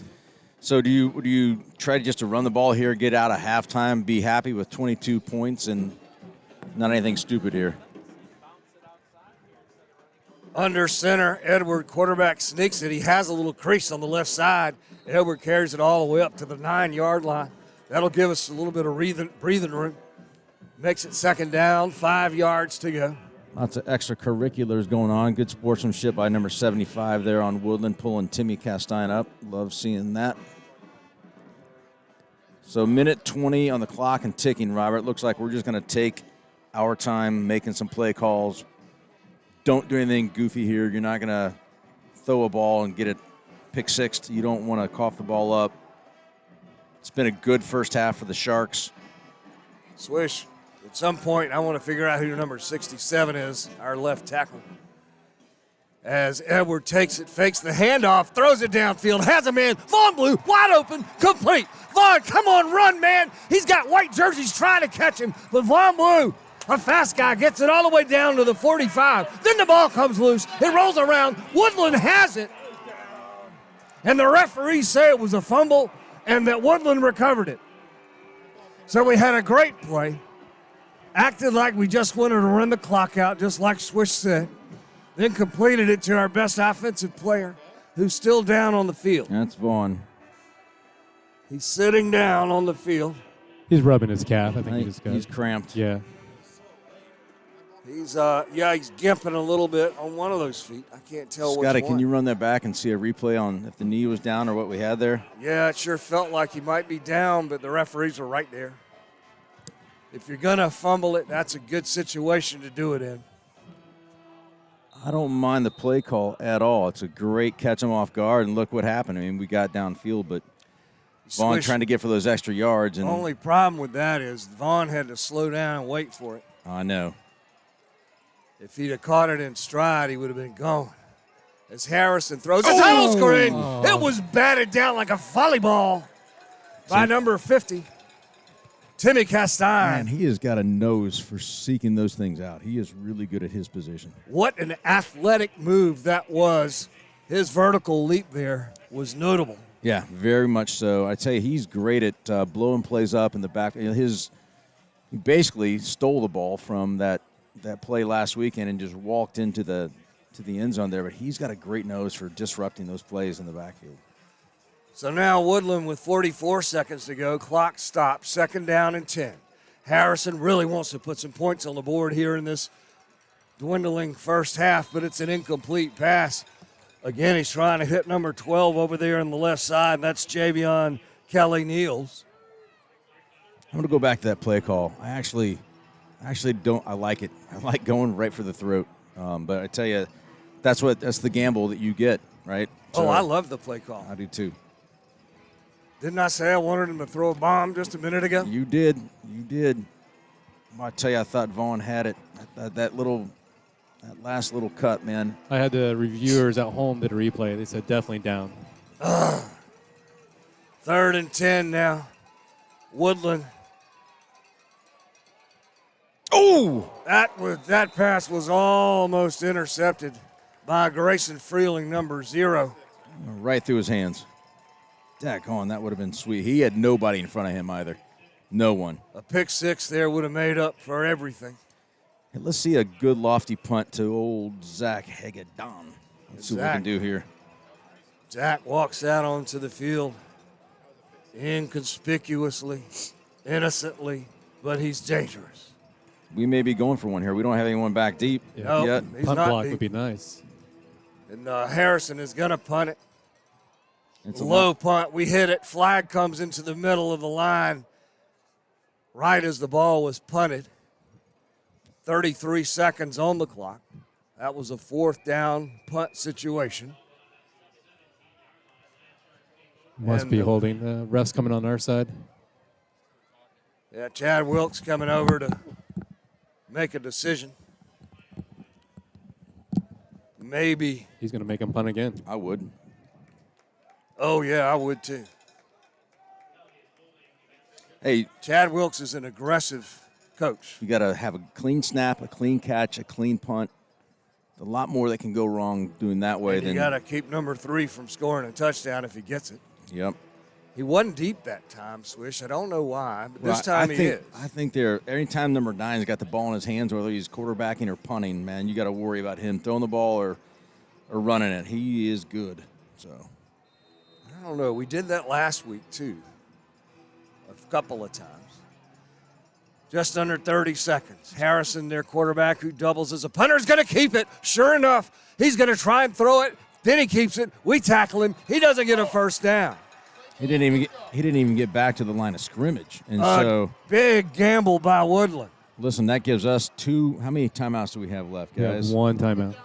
So you've got a chance. I would take a shot here and go right to the end zone. You got Jace. You got Cole. Hasn't been targeted yet. Absolutely. I think you got 3 chances inside the end zone.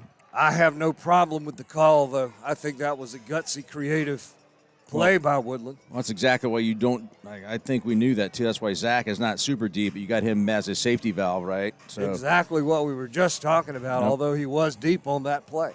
Maybe that's why they ran it. They might be watching to see. Where is number 3? I was going to say Timmy Gostein is limping over on the sidelines, but no, he's dancing. There's a difference. So we've got it 1st and 10 as Tuck Swisher runs out onto the field late. We've got 4 wideouts for Edward, 21 seconds. We put Jace Krafchick in motion. That's where Edward wants to go. He heaves it downfield. Terrible pass, nobody there. Trey Brown was the tight end, I think the intended receiver, but my goodness, Jace had plenty of room across the middle of the field. I tell you, It might have been a route, miscommunication. yeah, a strike right here might be the straw that breaks the back here, Robert. Let's see what we come back with. I like Tuck in the backfield, picking up any blitzers that come through. Good blocking to give Edward time, but let's see what we got here. We got 16 seconds on the clock. 3 wideouts, right, 1 to the left. Edward looks left, then he looks right. Doesn't have anybody real deep. Now there's a guy wide open over there. It's completed. Cole Strickler, 10-yard line. 7 seconds on the clock.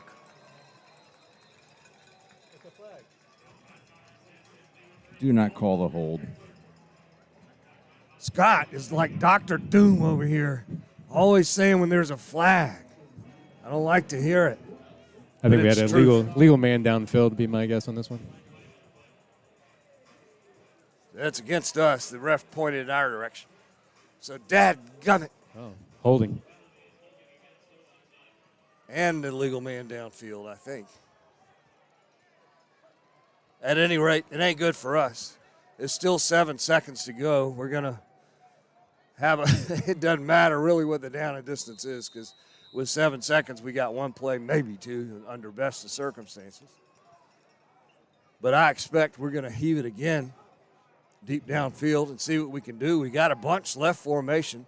Cole all alone over on the right side. Tucker in the backfield with Edward. Tunnel screen up the middle. Jace Krafchick, 45-40, 35. Clock is going to be at triple zeros. So Jace added to his yardage total for the day, but it didn't really make a whole lot of difference. As Oceanside completes this first half of football in the third round of the 2A playoffs, and they lead Woodland by a score of 22-0. And we're going to have some first half stats here. Our stat keeper, Bill Sandvig. And you want to do the stats first, and then we'll take a 5-second break? Let's do that. Okay.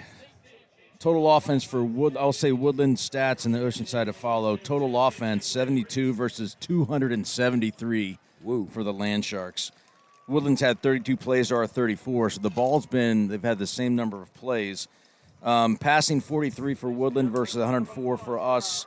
Rushing 29 to 169, the majority of those coming on Vaughn Blue. Each team with a turnover.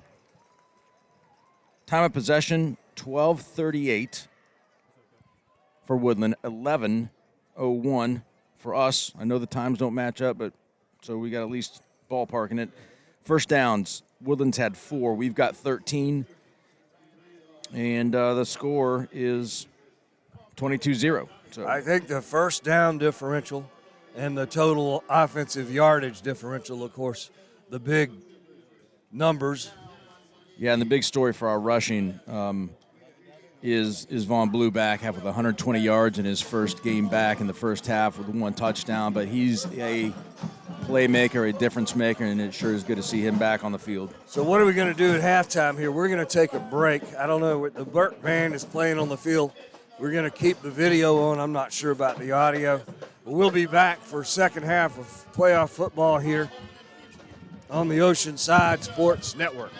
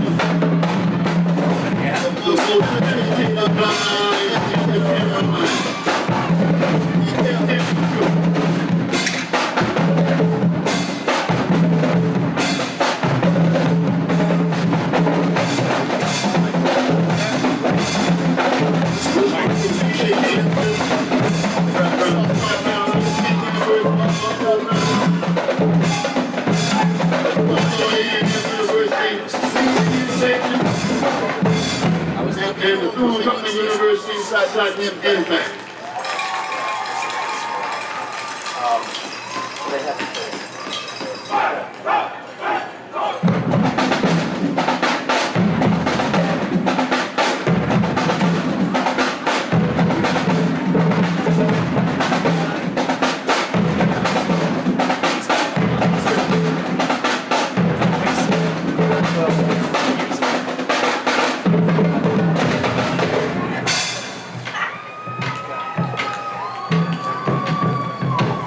This group has performed in the school radio.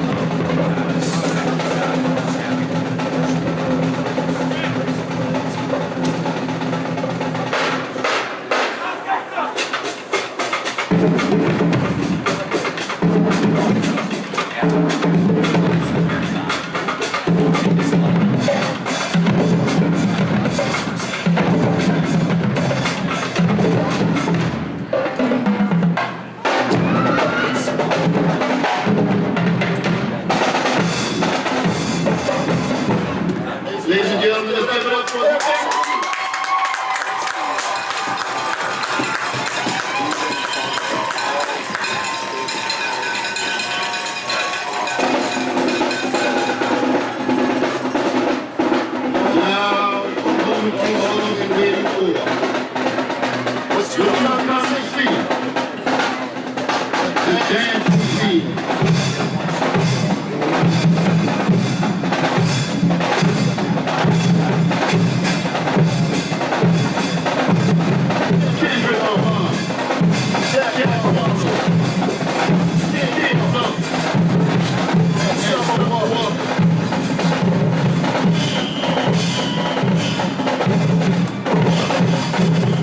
Oceanside, if you're ready to go, let's put some heat on this field. Let me hear it. Oh, yeah.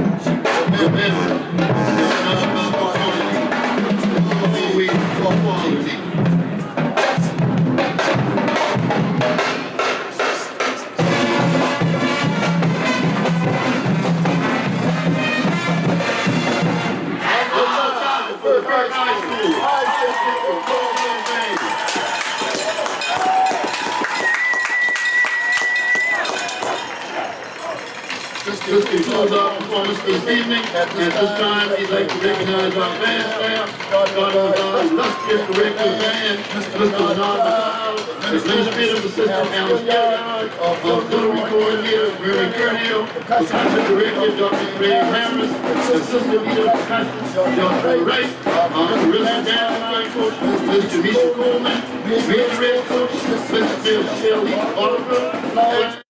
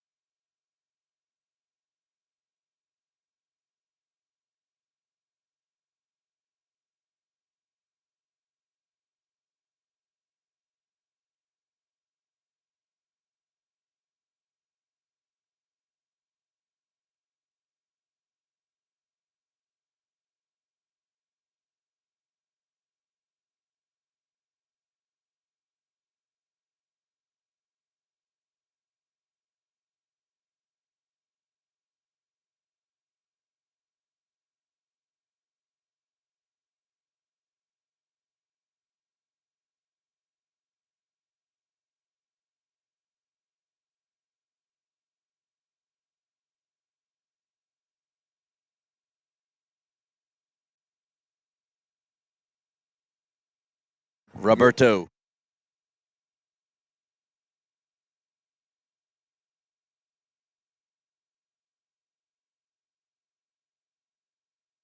You're watching the OCA Sports Network, brought to you by the Black and Blue Football Booster Club.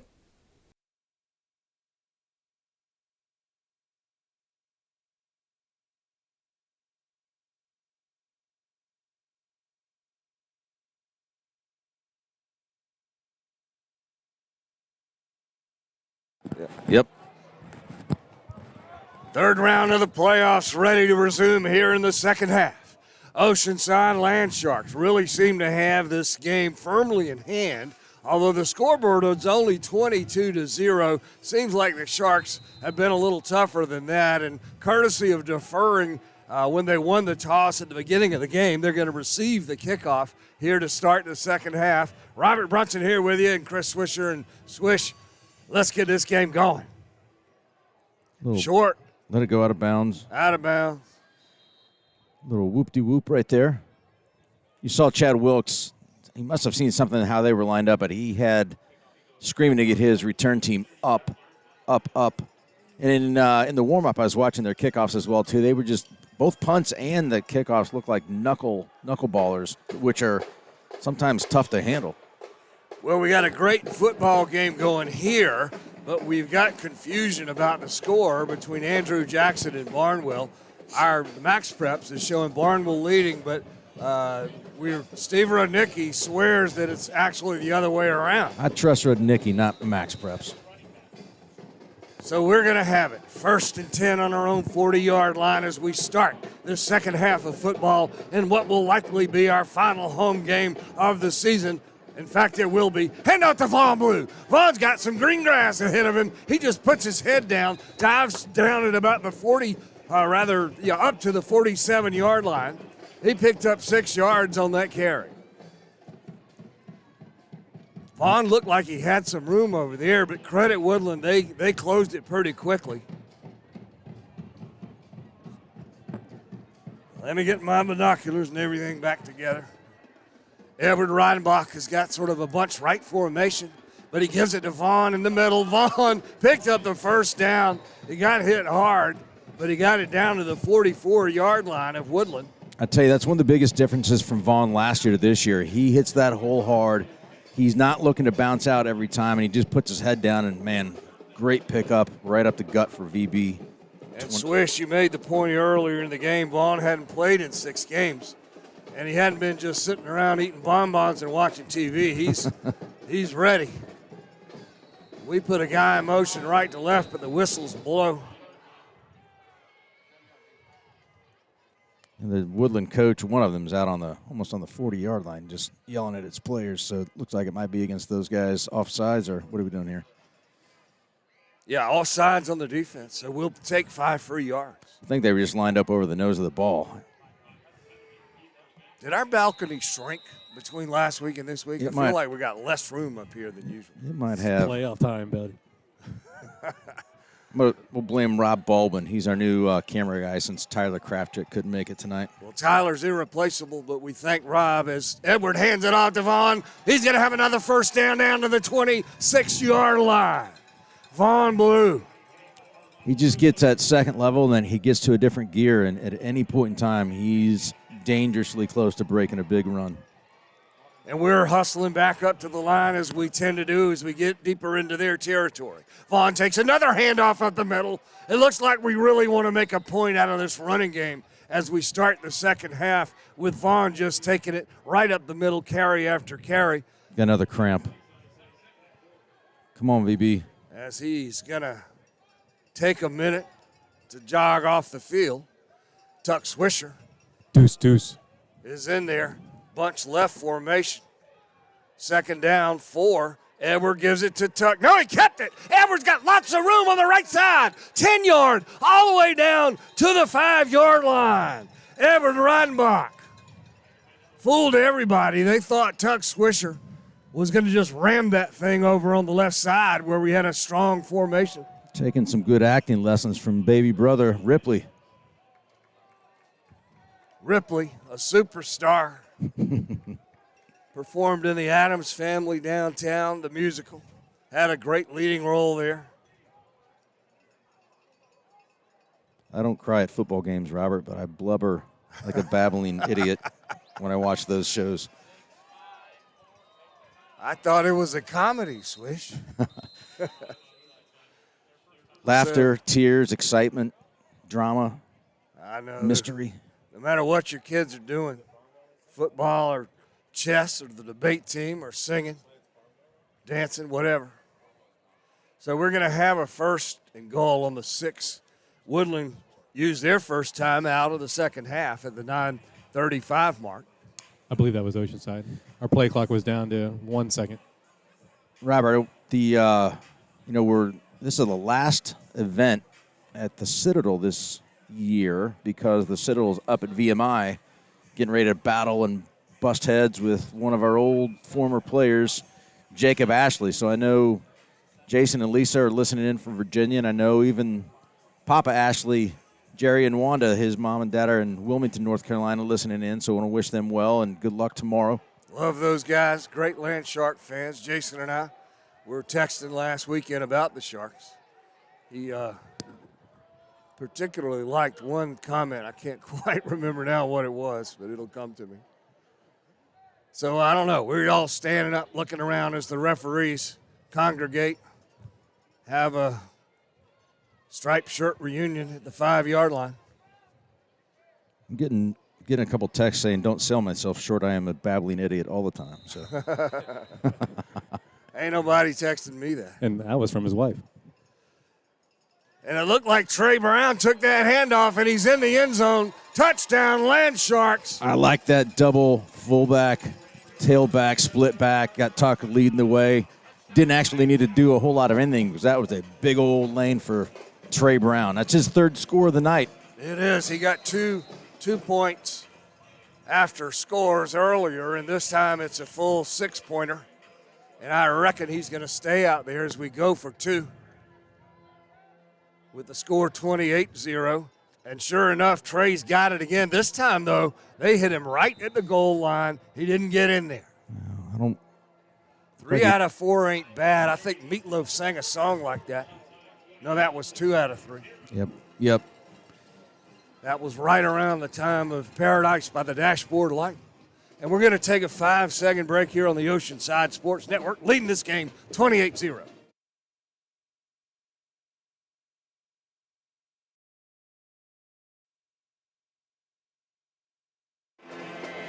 And we're back with you here at Johnson Haygood Stadium. Welcome to round 3 of the playoffs. Oceanside Land Sharks chomping their way over the Wolverines of Woodland High School over in Dorchester County. A number of schools, I think there are 22 schools in the Low Country, and 6 of them still alive in the playoffs. I'd say there's 3 or 4 that the Sharks played this year. The Woodland receiver just finally had to take the fetal position because he couldn't quite pick the ball up, and then these big gray jerseys were all over him. So Woodland's going to have it 1st and 10 from their own 23 after they were unable to return that kickoff. You a Meatloaf fan? You know what? I am not, but I do appreciate that song. And I'm not one of these youngsters rolling around up here like these other guys on our right and left. I'm in your category, my man. We can talk about 70s and 80s music then.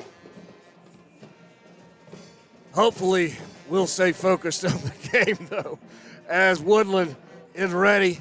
This is a handoff to the running back. He's going nowhere. They weren't able to establish anything with their running game in the first half. And I see Ben Britton was in there on that tackle, along with the linebacker, I think Jace. And Max was in there as well, too. Maybe that was Max. I better get out my binoculars again. Yeah, Jace is out there, and so is Max, and so is Trey Brown. Those are your 3 linebackers. We got 3 defensive linemen all bunched up in the middle. Oh! Ball's on the ground. It's picked up. It's going to be a scoop and score for number 12, Jace Kravchuk. We were just talking about Jace sitting back there in his linebacker position. I didn't see how the ball hit the turf. Well, it was a mesh concept there in like an RPO almost kind of thing. The quarterback, number 9, wrote it. Then when he pulled it back, it just was a little late, bobbled out. Ball just bounced beautifully into Jace's hands, and he walked it in for about an 18-yard scoop and score. We saw 2 of those last week, and here we are with the third one in 2 games. And this is starting to feel a little more like it. Good. Devin Yard is in now, going to take the direct snap and try to score this PAT. We're going to do a strong right formation for him. We do have a wide out over on the left side. Devin keeps it in the end zone. 2 more points for the Oceanside Land Sharks. We're going to take a 5-second break now after that score on the Oceanside Sports Network.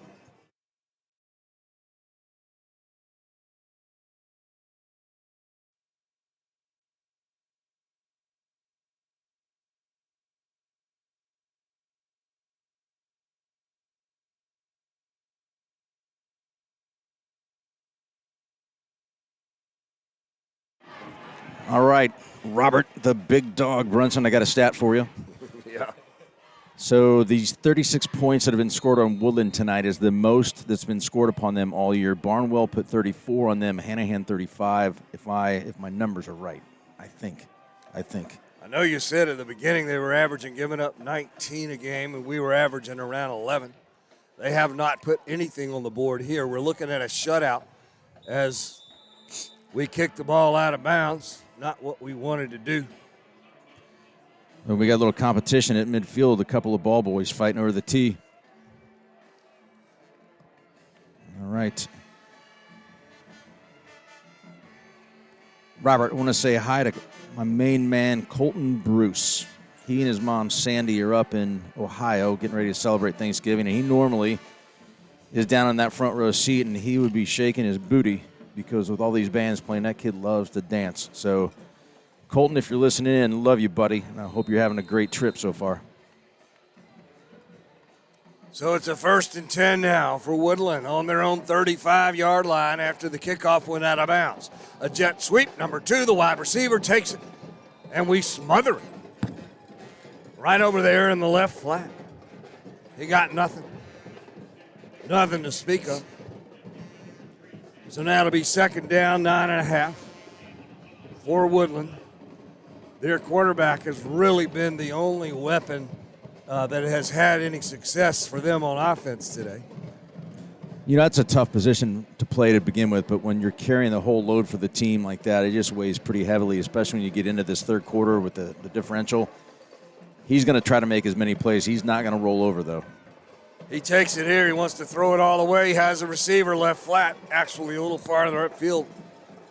Hitch route. They picked up about 9 yards on that one, Swish. Yeah, Nate Sturm on the coverage there in the tackle. We're doing a good job of running in and out our players. We're keeping legs fresh defensively. You got a sense that we're really trying to match up based on what down it is, what yardage, but we're in and out a lot. Woodland has not been moving very quickly, but trailing 36-0, they might want to consider it. As now they have a 3rd down and 1 yard to go. They're going to stay in the shotgun, but the quarterback's going to run it. He had a 1st down, spun around, got a couple more beyond that into not quite in our territory. They're on the 47 of the Wolverines. That's about as automatic when we see Edward go under center for that short one. You know it's going to be a direct snap to the quarterback. He had a chance to bust that one out, but Ben Britton did a great job tailing him and not letting him cut loose out to the right there. Clock's ticking. We're at 7 minutes here in the third quarter. Robert, not a lot of urgency from Woodland right now, though. No, oddly, there's not. They got 3 wideouts, though, on the left side. The quarterback puts one of them in motion around behind him. Fakes the handoff. Harrison pitches it back, running a little option. But oh, my gosh. Oh, my gosh. Zach Haygood. Haygood who? Haygood comes in there and makes his mark. His second really notable tackle of the night. His closing speed is incredible, and he likes to hit. He just went low, and that running back's feet went high.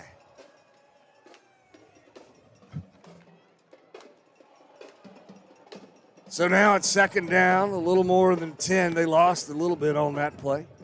6:15, third quarter. Harrison, quarterback, wants to keep it. He's throwing it way downfield. He has a receiver. It's complete. The shutout is over.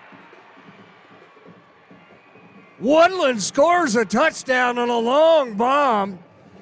And Oceanside a little bit in shock here. You could see the cover guy was staying with him pretty good, but then the wide receiver broke away from him and easily made it into the end zone.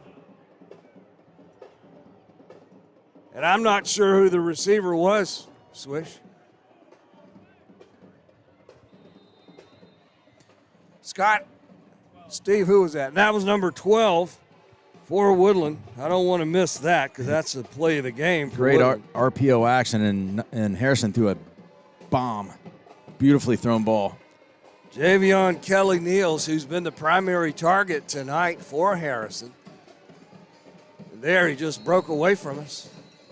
We're going to have to take a timeout on the PAT. That ain't good, but at least we're way up. We're going to take 5 seconds here on the Oceanside Sports Network.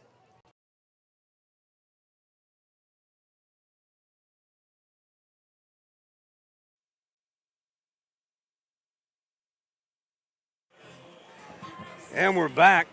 I hear South Florence is really whooping up on James Island tonight. The Trojans have had a great season, but it's ending 52-7 or something like that.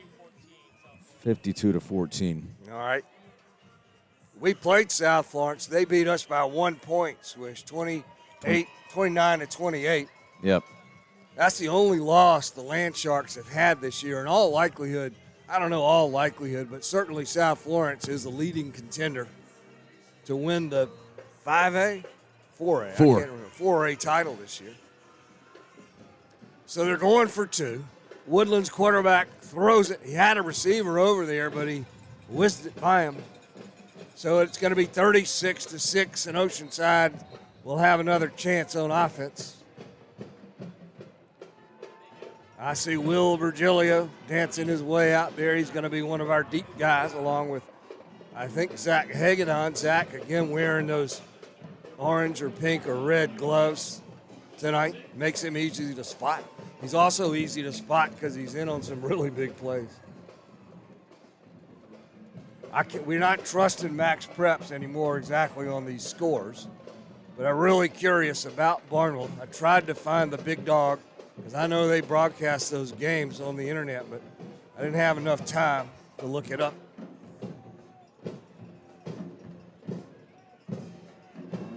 Giving these guys a bit of time to get out on the field.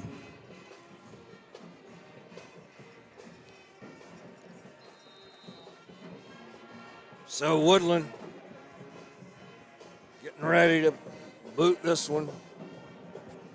Again, their kicker is their quarterback and their punter, Harrison. He does it all.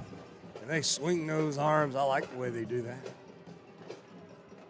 Kind of a short kick. Haygood has it. Haygood has it at the 20, 25, 30. Zach spins around in the 35 up to the 37-yard line. That's where we're going to have it 1st and 10. Barnwell is losing big time, according to a tweet by the Warhorses themselves. Andrew Jackson up 41-7, and that looks legit with 3 minutes and 38 seconds in the third quarter. So,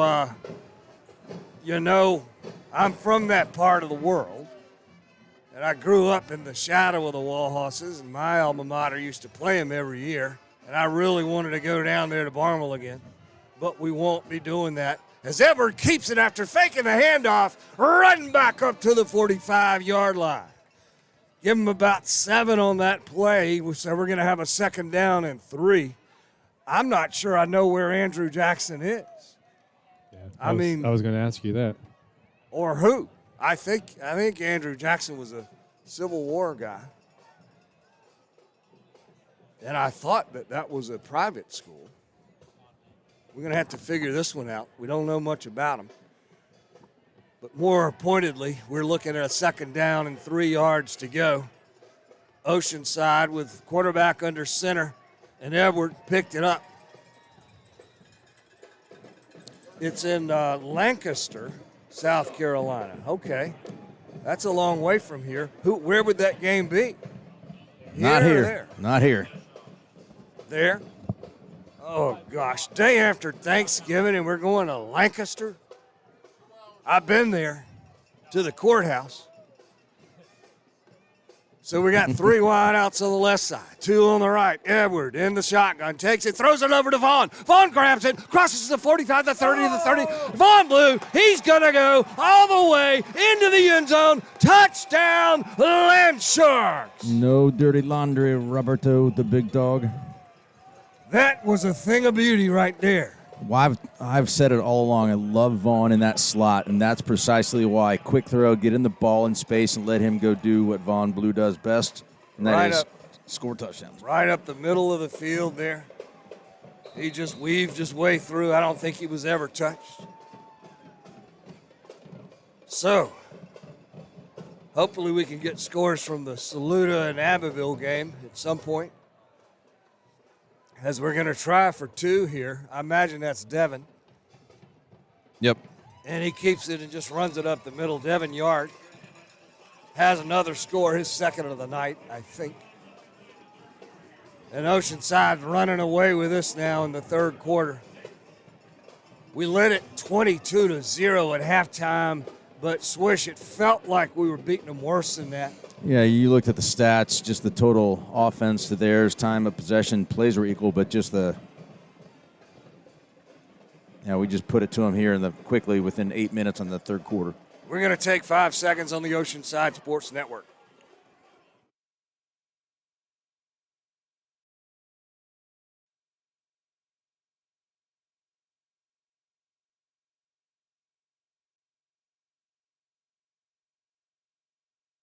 You're watching the OCA Sports Network, brought to you by the Black and Blue Football Booster Club. And the kickoff by Oceanside now. This one's short to the 25-yard line. The receiver takes it up. He spins around. I think that was number 12, the guy that scored that touchdown. It was. Boy, Jack Waddy, number 35, he's a great player on specialists. He is in almost on every tackle on when we kick off. I love seeing Jack get that action. Cale Gilchrist on there as well, too. But, hey, listen, the little pooches aren't hurting us there, Robert. No, they're not. Javion Kelly-Neals was the return guy there. Really couldn't generate much. Let's see if they go back to what just worked for them. Let's see if they're going to go right back to the well here. That would be the deep, long bomb. Only so many times you can go to that well, though. But sure enough, Harrison's back to pass. He's pressured this time. Timmy Castine chases him around. He throws it downfield, way out of bounds. He was just running for his life and just threw it away. Ben Britton was back there. Mike Jones also out on that defensive line right now with those 2 guys. Our linebackers are Jace Krafchick, I think Johnny Gunn.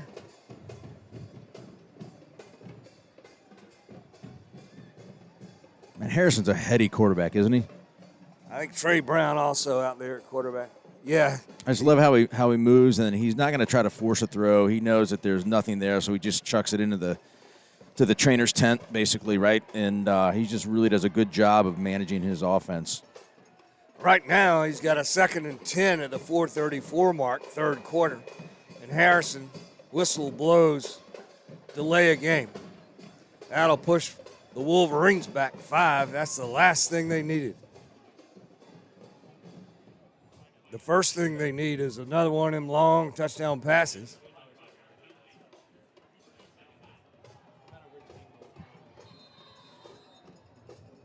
Woodland High School over there in Dorchester County is kind of out in the sticks, if I recall correctly. I've been there to a game.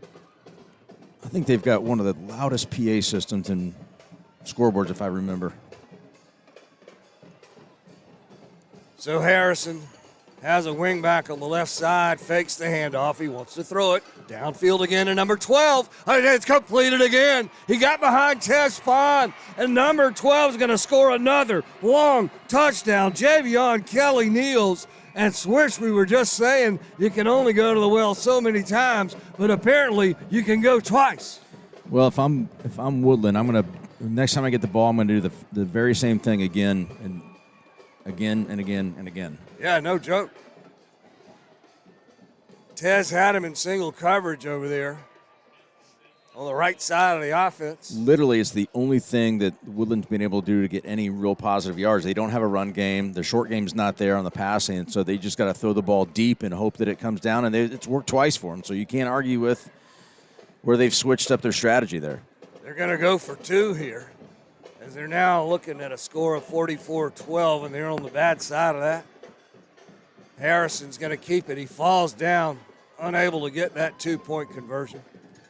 So the score will stay there, 44-12, and we're going to take 5 seconds on the Oceanside Sports Network.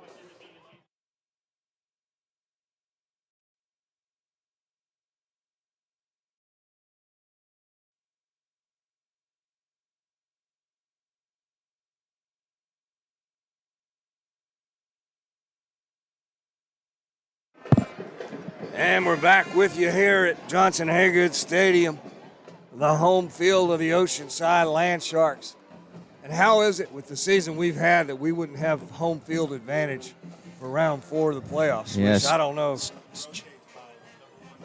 All right, so Sandvik says it rotates. Yeah, it just depends if you're at the top of the bracket for 2A or whatever A you are, and then where you stack, and where it happened to be is our turn to be at the bottom. So, well, the same thing happened in 2019, which is the last time I think we got to that level. yep.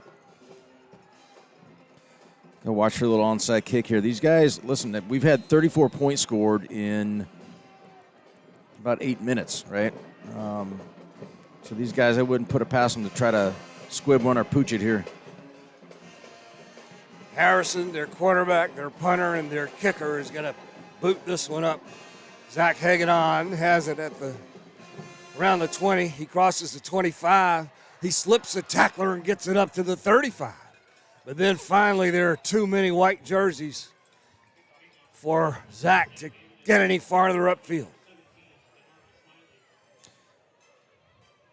So Swish, our offense, is going to come back out. See if we can just tack some more points on there, you know. It's okay if Woodland scores every time they get it as long as we do the same thing. But that ain't pretty or what we want. Nah, if we're just trading touchdowns, it's gonna be a while here, but see if we establish the run, chew some clock here. We can strike big whenever we want. Vaughn's out, Tucker is in now. Let's see if we go right back to the run here. Edwards, shotgun, of course, gives it to Tuck. He's hit in the backfield and brought down, lost a yard. And he had nowhere to go there. 78 and 45, 10 right on top of him.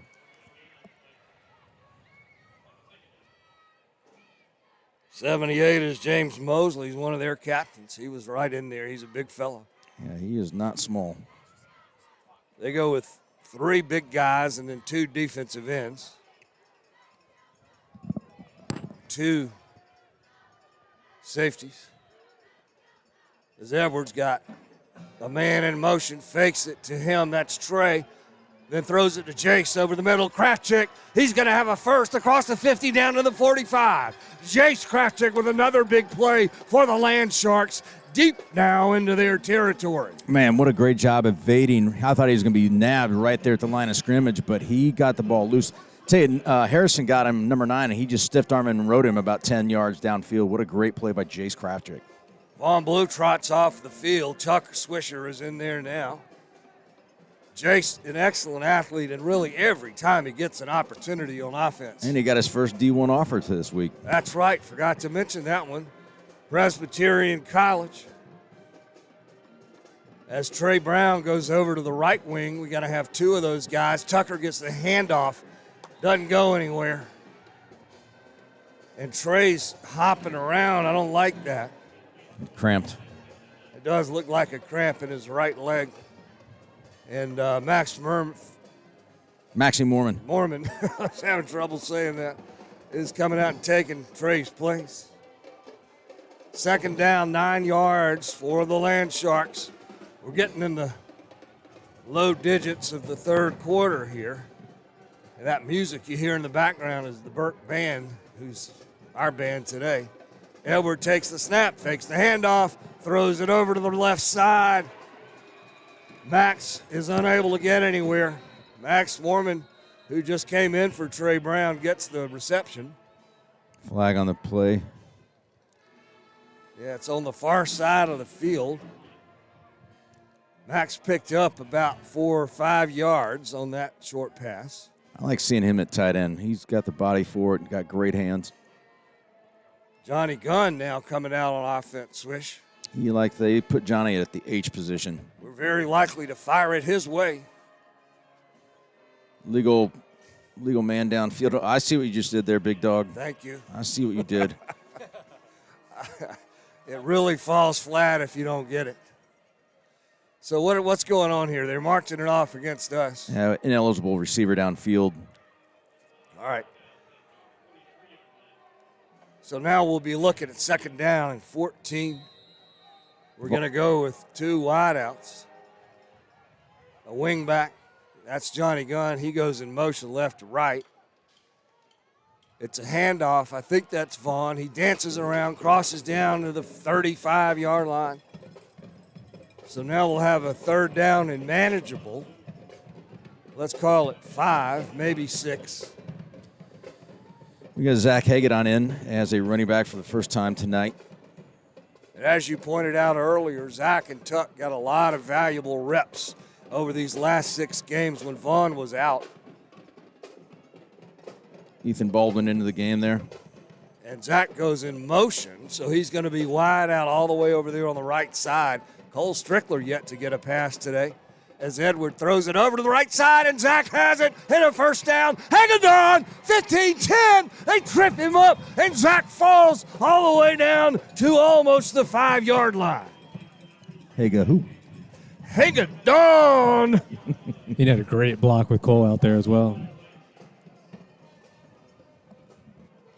So they started out with Zach in the backfield, and he ran over to that wideout position. And he did some nifty running after that catch, courtesy in part to that Cole Strickler block. Now we've got a 1st and goal on the 6-yard line. Edwards in there at quarterback. He's going to go with the 2 split backs, 2 tight ends. He likes to run it himself from this, but he gives it to Vaughn. They are all over him, though. Vaughn Blue goes nowhere, so it'll be 2nd and 6, 2nd and goal at the 6. We're bringing in some different personnel here. Looks like Jace Kraftchick, Bryce Bennett, Ethan Baldwin. Who is 67, Swish? He's not on our roster, and he's on our line. It's not Owen, is it? Owen 68. I think that's Finn Johnson. All right, he's just wearing a different number tonight. That's 63. It's Fenn. Looks like a 7. Well, Next to Monroe is Fenn. So Edwards now in the shotgun with 4 wideouts. Keeps it after faking the handoff. Redenbach into the end zone. Touchdown, Lance Sharks. Hat trick for Reidenbach. Edward, such a threat to run it or throw it. He's hardly had to throw it at all tonight. 16 seconds to go here, 3rd quarter, and we're at the 50-point mark. As compared to the Woodland Wolverines, who have 12. They had 2 long bombs on their last 2 drives. Devin Yard, the senior quarterback, runs out. He has scored a couple of points after for us here tonight. He puts a wide out way over there on the right side. Strong left formation for Devin. He follows his block from Timmy Castine and goes right into the end zone. I like that setup. 3 strong left side. Just took it to the right. So we'll take 5 seconds here on the Oceanside Sports Network.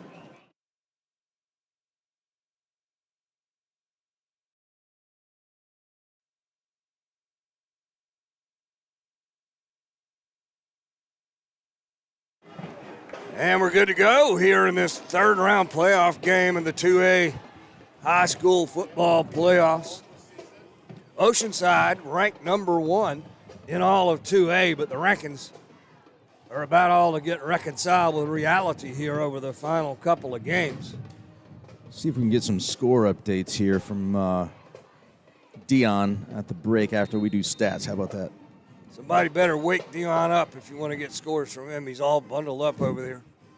Looked like he was asleep there a second ago. He's doing the thing. The huddle. The huddle thing. As Sturm kicks this one off really short to the 30-yard line. Number 1 grabs it. He's going to try to run around the left side.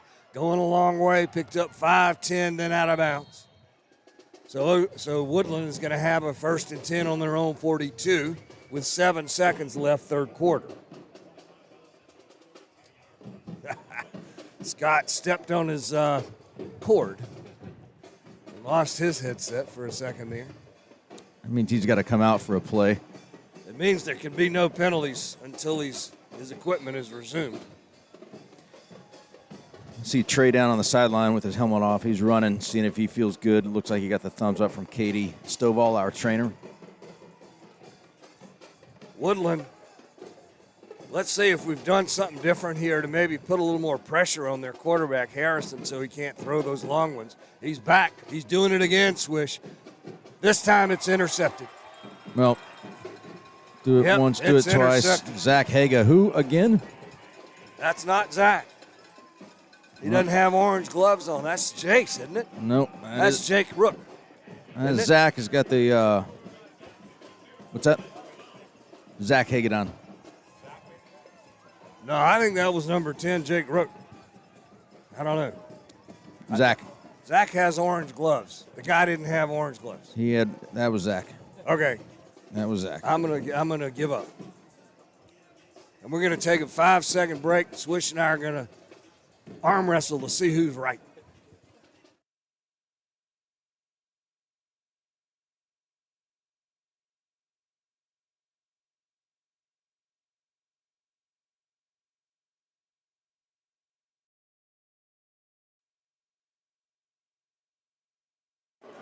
So, His Honor, Steve Rudnicki, resolved this dispute during the break and says indeed it was Zach Hagadon.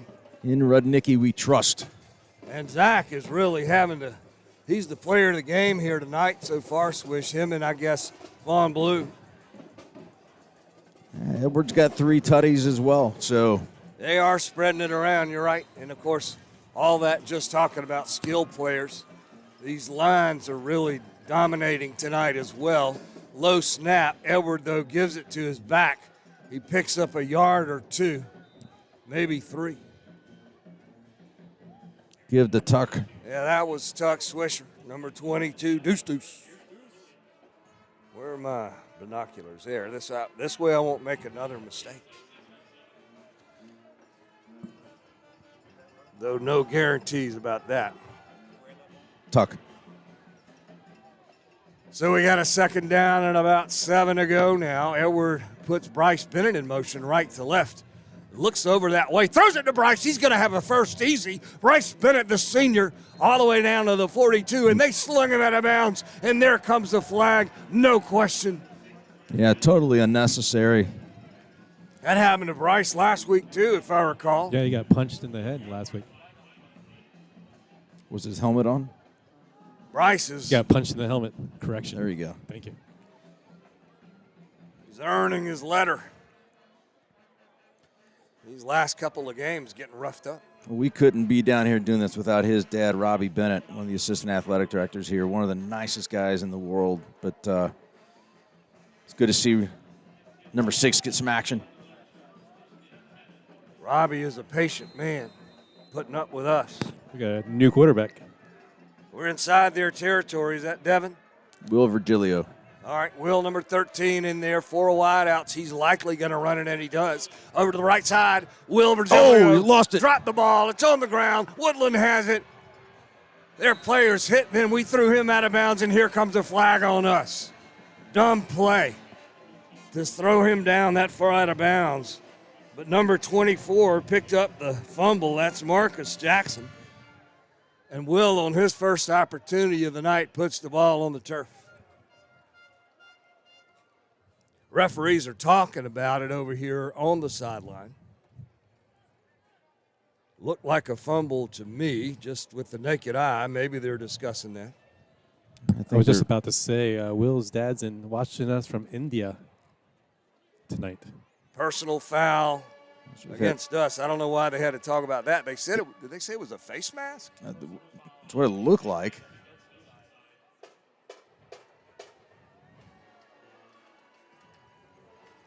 I'm going to have to get a black robe for Rudnicki to wear and a gavel so he can, solve these disputes for us. Well, you got the turnover there, then you compound it with a play that doesn't need to happen and gives him great field position. I watch him take a shot here deep. I would. They're on our 32. Harrison rolls out to the right side, has time, throws it downfield. Broken up. Good play by Zach. Zach Haygood, number 3, and that was definitely him this time. We got 2 safeties out there, Zach and Grayson Freeling, who's Monroe's brother. They have different skills and body types, those 2. As Woodland now has a 2nd down and 10. They're wearing their green pants and white shirts tonight in what looks like it's going to be their last game of the season. Harrison, their quarterback, shotgun drops. He's had some good fortune throwing it deep downfield. This time he completes it over on the right side to number 2, I think it was. Got it down to our 25-yard line. Not enough for a first down. He sure does have a lot of time in the backfield to throw the ball. Clarence Simmons is number 2 on the reception, and now it's a 3rd and 4 for Woodland. About 10 and a half to go here in the ballgame. 41. So Andrew Jackson beats Barnwell 41-14 final. I find that disappointing. The Wahosses. We had some unfinished business down in Barnwell, and it will remain so as Woodland hands this one off, and their running back, number 6, gets a rare carry and picks up a first down all the way to the 20-yard line. Jalen Ingram. Here's where I'd like to see us step up a little. And, these games are tough when the score differential is 40 points, and we're in the 4th quarter. Let's put a stop to this here, Robert. Let's do that, Swish. 1st and 10, 20-yard line. Woodland quarterback, Harrison, hands it off. This time the back has some room. Inside the 15-yard line, Ingram down to the 14. It'll be 2nd and 4. Good tackle by Max there. He had a little head of steam, that running back did. So their success in throwing the ball may be opening up a little bit in the running game for him. Yeah, I think you may be on something there. I don't want to prematurely call this game, but we're firmly in control here by 40 points, 52-12. And Barnwell is lost, and in all likelihood, that means Oceanside is going to be on a long road trip. Lancaster ain't close to here, buddy. Day after Thanksgiving, full bellies, big long road trip. Not an ideal situation. Delay a game penalty, I think. Indeed it is. And that's against the Wolverines. So it'll push them back and give them a much more difficult situation. Now it's a 2nd and 9. The clock now hitting the 9-minute mark. 4th quarter. We're leading at 52-12. Oh, my goodness, we got too many guys on the field. I guess we called a timeout. Indeed, we did. We were scrambling around out there.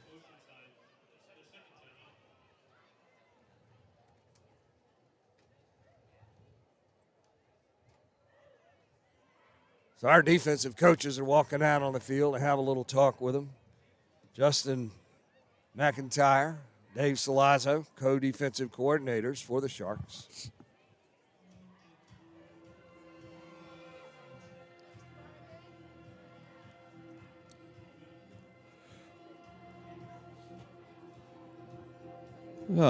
People need to start looking into your renting your buses for next week. So how far is Andrew Jackson away? What do we say? If it's in Lancaster, that's like an hour and a half past Columbia, and Columbia's 2 hours, so I'm thinking 3.5-ish. Ooh.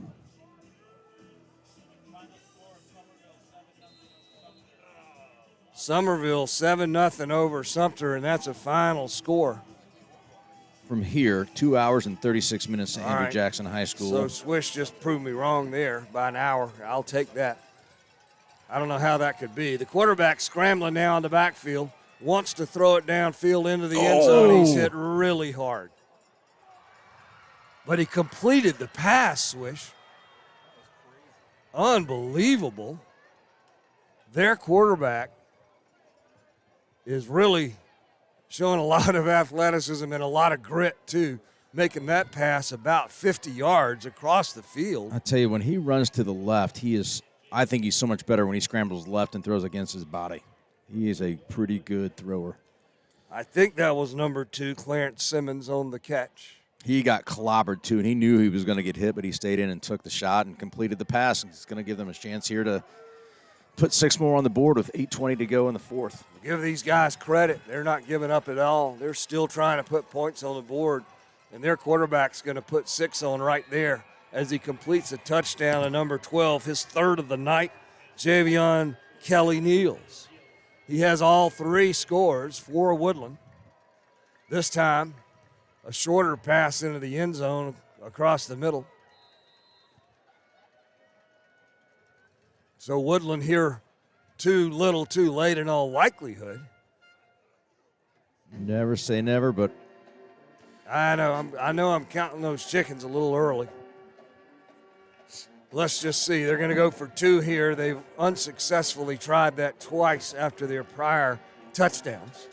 They got 3 wideouts, but I expect the quarterback to keep it. No, he's going to throw. No, he's going to run. No, he's going to throw. Now he does throw, but only into the bottom of the ground in the end zone. It's incomplete. So your score is 52-18 in favor of Oceanside. We're taking 5 seconds on the Oceanside Sports Network.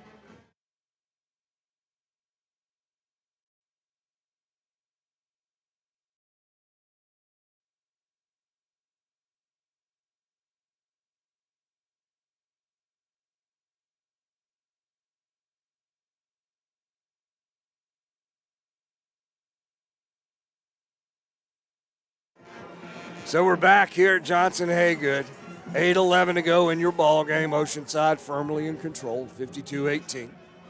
But Woodland has scored 3 times here in the second half after being shut out in the first half. 22-0 was your score at halftime.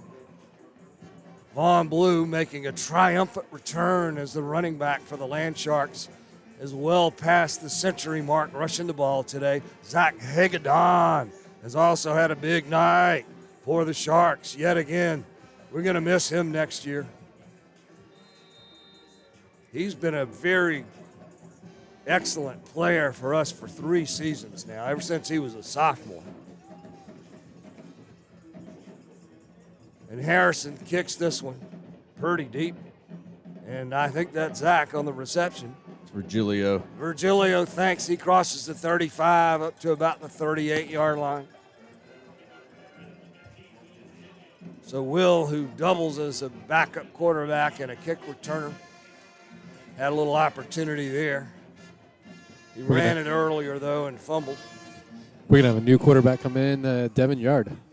All right, Devin, who has been perfect on the night on his 2-point conversion attempts, is now going to come in and see what he can do about putting 7 or 6 at least on the board with 8:04 to go.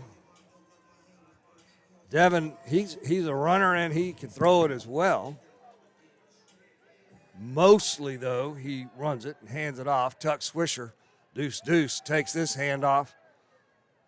He pushes forward, gets 4 on the carry.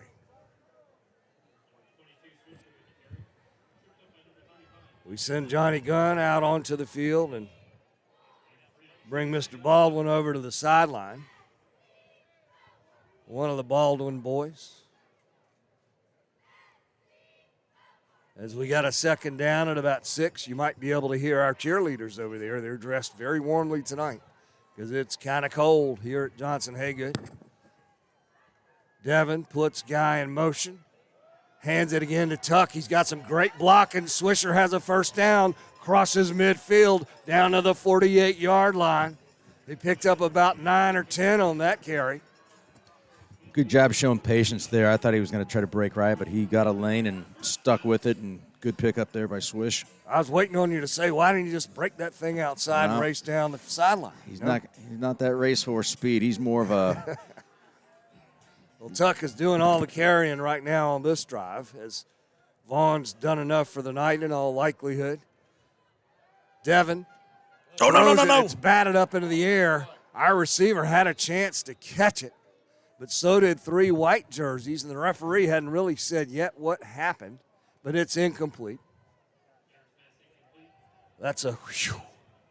Yeah, that one spelled trouble. We got a player down, number 2 in the secondary there. It's like cramping or something. That's Simmons, I think, for Woodland. Clarence. They pick him up. He's hobbling. That's probably just a cramp, though. So play has stopped here. Did somebody call a timeout? Yeah, it was injured player down, so now they're All right, so it's not a full timeout. no, need to blow the whistle, get this thing running again. Yep, Simmons is off the field now. He'll be all right. Devin Yard coming back out there. Coach Chad Wilkes giving some last-minute instructions to Bryce Bennett and Trey Brown as they run to their positions. Devin looks over to the sidelines. Tucker still out there at running back. And Devin's going to give it to Tuck. He had nowhere to go, got nothing. Clock's still moving. We're running the clock here in the fourth quarter, trying to seal this third-round playoff victory. Last year we were in 3A in the playoffs, lost in this round to Dillon. This year we're back down to 2A, where we have really dominated play in our own division. Devin takes it, snaps it, rolls out to the right, throws it way up. He's got a man downfield. Cole Strickler caught it. The referee says he was out of bounds, I think. No, he didn't catch it. The ball was on the ground. He didn't hold on to it. Yeah, I think his feet were in bounds. That's his first target of the day, which is unusual. Cole usually gets 3 or so a game. Now we're looking at fourth down. We're going to punt it. Edward punted it last time. I think that's him out there again. One guy deep for the Woodland Wolverines. He booms it. Nice punt, Edward. It's going to roll out of bounds at about the 5-yard line. So Woodland has got 95 yards to go if they want to put any more points on the board. They've scored 18 thus far, 3 touchdowns, and missed all the 2-point conversion attempts.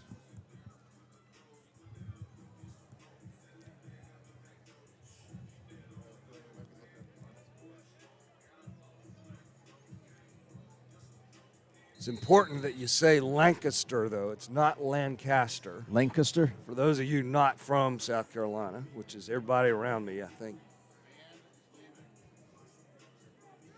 The Woodland band has given up. They're leaving.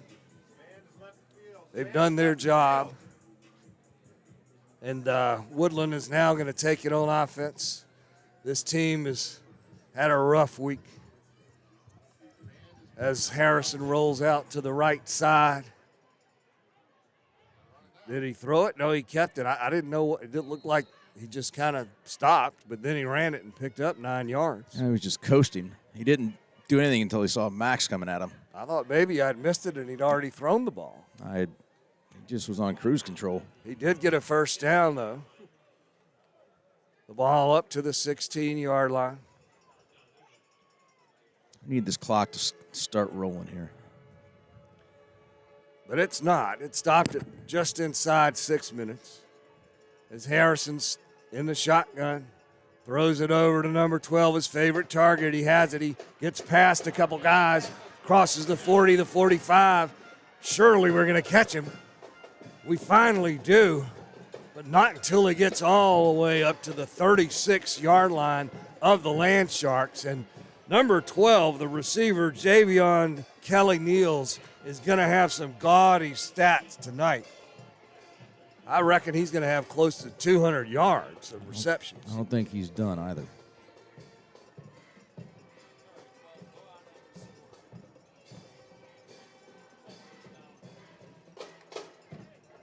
So Woodland now with a 1st and 10 in our territory. 5:36, whistles are blowing. And it's a timeout by the Land Sharks. So, Swish, let's talk about some of the outstanding players for the Sharks tonight. Of course, the guy coming back, number 24, did what we hoped he would. Right? Yeah, and you know, the big key was just getting him indoctrinated back to playing and getting hit a few times. You could see he cramped up a couple times. He was out of playing shape, and but listen, he got a score on the run, got one on the pass, and playing some good defense as well too. Right, so great to see him back out.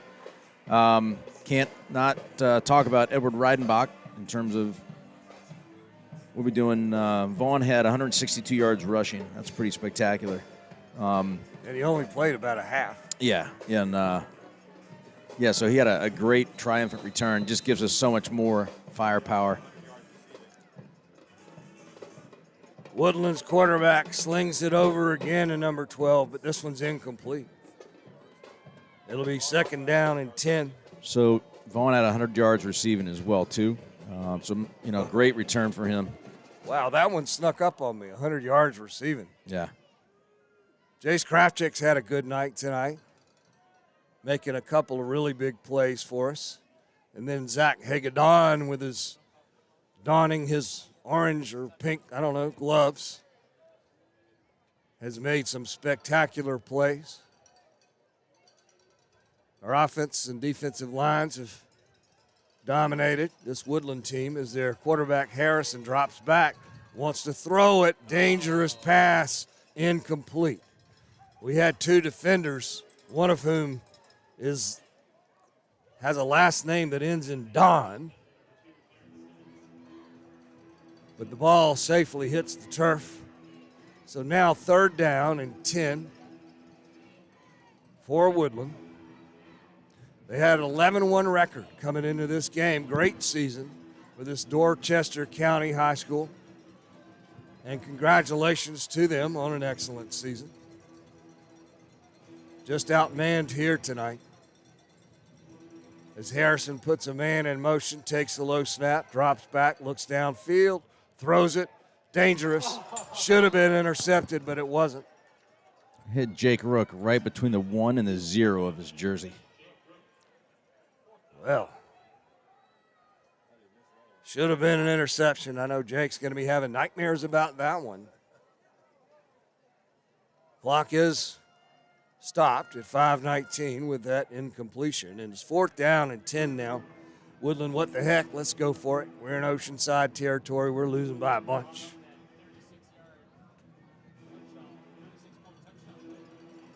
Harrison's got 3 wideouts and the running back with him in the backfield. He's going to drop back, has time, has a receiver down the right side. Almost completed, but at just the last minute, our defender came in there. That was Freeling, Grayson Freeling, I believe, the safety. It hit number 12. 12 had a chance to catch that ball. He did. Man, he's a great player. And it wasn't a bad pass either. It was a little high, hung up a little bit too long, and gave Grayson time to close in on it and slap it away. But we're going to have it now on offense. Devin Yard was our leader on the last drive at quarterback. This time he's coming back out there with Tuck Swisher. Just run the ball, pound it, run the clock. Devin gives it to Tuck. Swisher's had a lot of runs here tonight, picked up 3 there.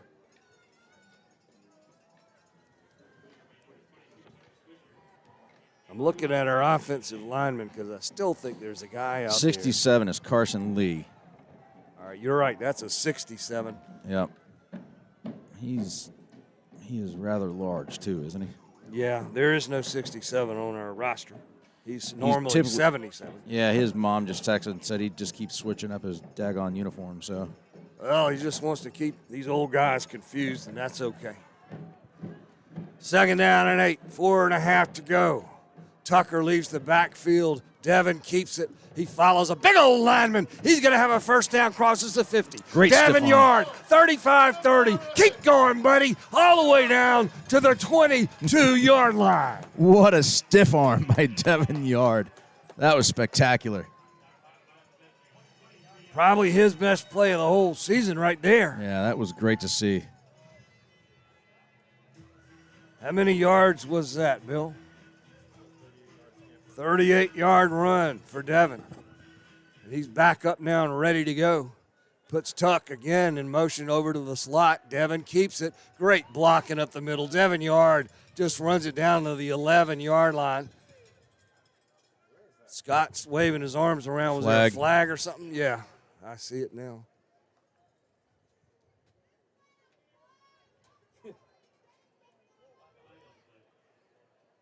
Let's see what the referee's going to tell us. It's against us, unfortunately. Illegal motion. So that's, I believe, a 5-yarder. That makes it first down and 15 as we get to repeat the down. Clock at 4:09 in the ball game. We're leading 52-18. Devin Yard in at quarterback. Hands this one to Tuck Swisher. Tuck is pushing some guys backwards, just driving their legs. He's still going. Some of his linemen helping to push him a little bit. Tucker got 5 on that carry. Yeah, I see Fenn Johnson in there pushing Charlie Bean, Owen Millard, Big Mike, Jones, Carson Lee. We've got it's not our first string line, but they're doing a great job right now. So, man, that line bodes well for the future. Those are some big guys. It really, really does. They can play. Devin's going to keep it. He's going to run left, but one guy got through there and slung him down for a loss. Number 56 on the tackle for Woodland is Javari Guest. So now we got a 3rd and 15, Swish. Clock's running. We're hitting the 3-minute mark right now. The second half has crawled, hasn't it? First quarter went really fast, and it slowed down. As Devin takes the snap, fakes the handoff, wants to throw, does, downfield, wide open in the end zone, touchdown, Land Sharks. Who is that receiver? Kyle Baldwin. Kyle Baldwin, all right. I guess now we're not going to get rid of. His dad's our cameraman tonight, and now he's got a highlight of his boy to hang on to. Now we can't get rid of him. He probably thinks he's the cameraman. Good luck up here. So, so Devin with a dart. Devin with a dart puts the score up to 58-18. We're up by 40. Might have a running clock here. We're going to kick the extra point as a player runs out late. Is it 40 points? It's 42. It wasn't just our player. It was the center. Well, nobody's going to snap it without him. Edwards struggles with the hold there. Finally gets it down, though, and Mahoney puts it through. His first kick of the night.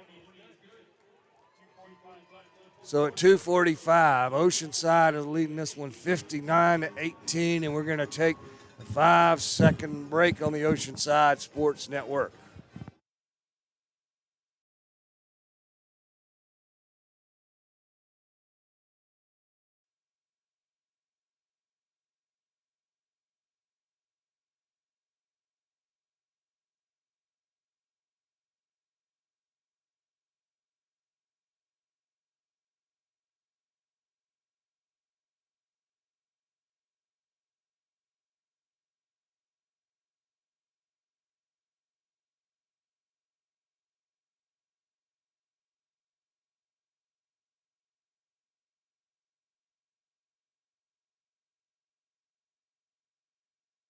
And we kick it off. It's another short one. Number 1 has it at the 30-35. He gets up to about the 39. We're up by 41 points. Man, there's Jack Waddy in on that. Tuck Swisher, Cale Gilchrist, Max Moorman. Jaden Gardner was the carrier for Woodland. So now the Wolverines, the ball boys putting on the show out there. I think they tripped. Those little squirrels have been at it all night long. Oh, my goodness. It looks like a little baby Lee down there. So Harrison, who will be playing Division I football next year, throws this one out of bounds. And sure enough, they're going to stop the clock. If we'd gone for 2 and gotten it, we'd have a running clock. Yeah. Which, I'd kind of like to have at this point. So I thought we would beat these guys pretty handily tonight. Swish, we did. Well, there's a, I don't know if you call it the spread, that just power rankings, but they had us by 30 tonight. Well, we exceeded that as Harrison rolls out to his right, gets a good block from his running back, wants to throw it deep, and then runs it out of bounds, which again stops the clock. We got to do some research. We got to learn something about Andrew Jackson because that's the team we're going to be playing next week at their home field in Lancaster, South Carolina. Lancaster. Yeah. Home of former Governor Jim Hodges. Lancaster. The last Democrat to be governor in South Carolina. I'm just a fountain of trivia. I need mythical creatures like lizard men. Well, Democrat governors are about as rare as Harrison takes this one and throws it towards number 1. He can't get it. So Andrew Jackson was the 7th president of the United States. I knew that. I believe from South Carolina. Probably so. I think there's a dispute about where he was born. Yeah, it just says born in the Carolinas. Yeah, there's some dispute as to whether it was South Carolina or North Carolina. But look, he was a lawyer. Oh. And I'm embarrassed now that I was thinking he was a Civil War guy earlier, and that was stupid. 4th and 10 now, Woodland. Harrison, the quarterback, throws it. He's got a man in the seam running down the hash mark to the 11-yard line. That is that guy again, number 12, Javion Kelly Niels. He's pretty good. He really is. I mean, wow. He's got to be over 200 yards receiving on this night. 250 yards, I'm hearing. Probably most of their offense. Do it again. Harrison wants to throw it. He's got happy feet. He's pressured a little bit. Now he's got to run it. He goes out of bounds at the 10-yard line. We're inside 2 minutes. And Woodland's trying to make the score a little bit more respectable. Like I was trying to say earlier, with a lead like this, it's so hard to stay focused. But from an execution standpoint, you still want to make plays. You don't want to take your foot off the gas pedal at all. I see A.J. Johnson out there swishing. He hasn't really been out there much tonight. No, he's got a sporty-looking blue cast on, though. He sure does on his left wrist. Harrison takes it, fakes it. No, it's an actual handoff. And that's Big Mike Jones, and very few 14-year-olds can throw a running back down like that. I'm not sure why the clock isn't moving. Is that a first down? Yeah, they just got a first down. First and goal. No, roll the clock, fellas. Let's go.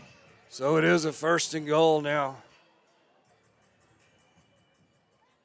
Clock's rolling. Thank you.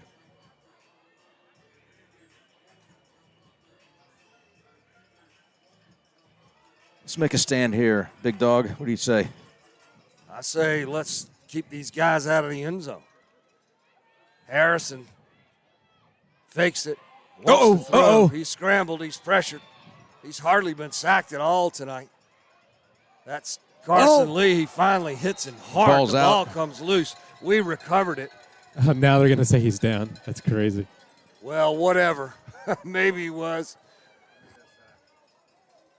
But at any rate. Come on. They're taking a timeout. Come on, guys. I don't know if you're going to call that a sack.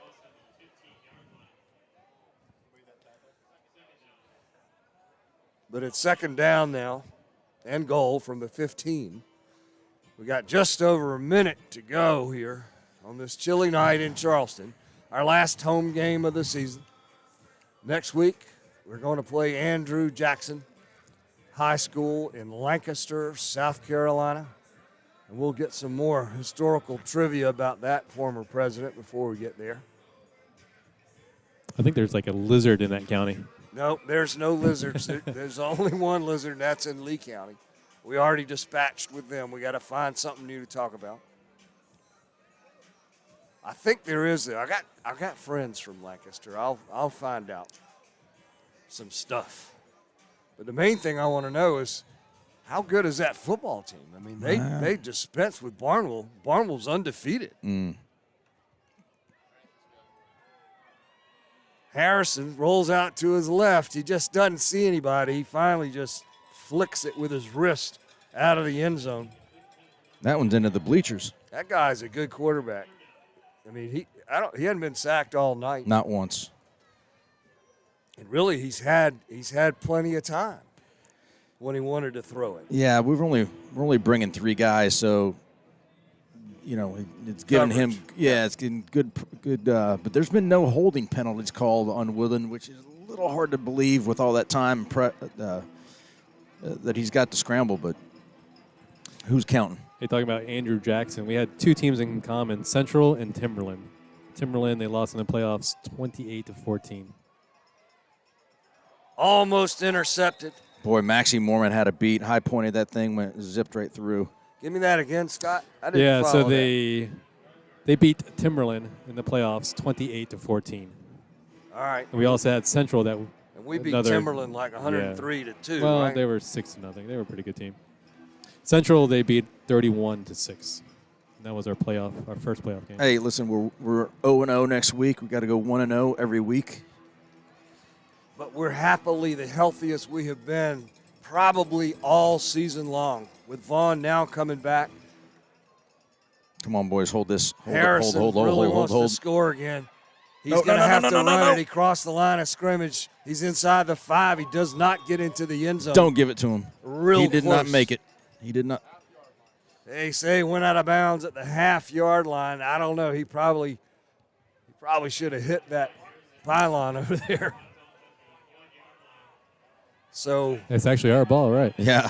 Oh, yeah. Oh, that's crazy. That was 4th, so it's our ball. But now we have to – this is like that one game can't even take a knee. Have we ever had a 99-yard touchdown? No. I'm just hoping we get out of the end zone. What was that playoff or the NFL game? Buffalo and Minnesota? Yeah, Minnesota. The one I was sending you all the video Yeah, about. that's right. Yes. Looks like Von Blue's coming back out. I don't know about that. Putting on there. We're gonna have a delay of game. It's gonna push it back. Look at us sprinting out there. Well, we got 10 seconds to snap it. 39 to play in the game. We want to just kind of get it out of there so we can take the victory formation.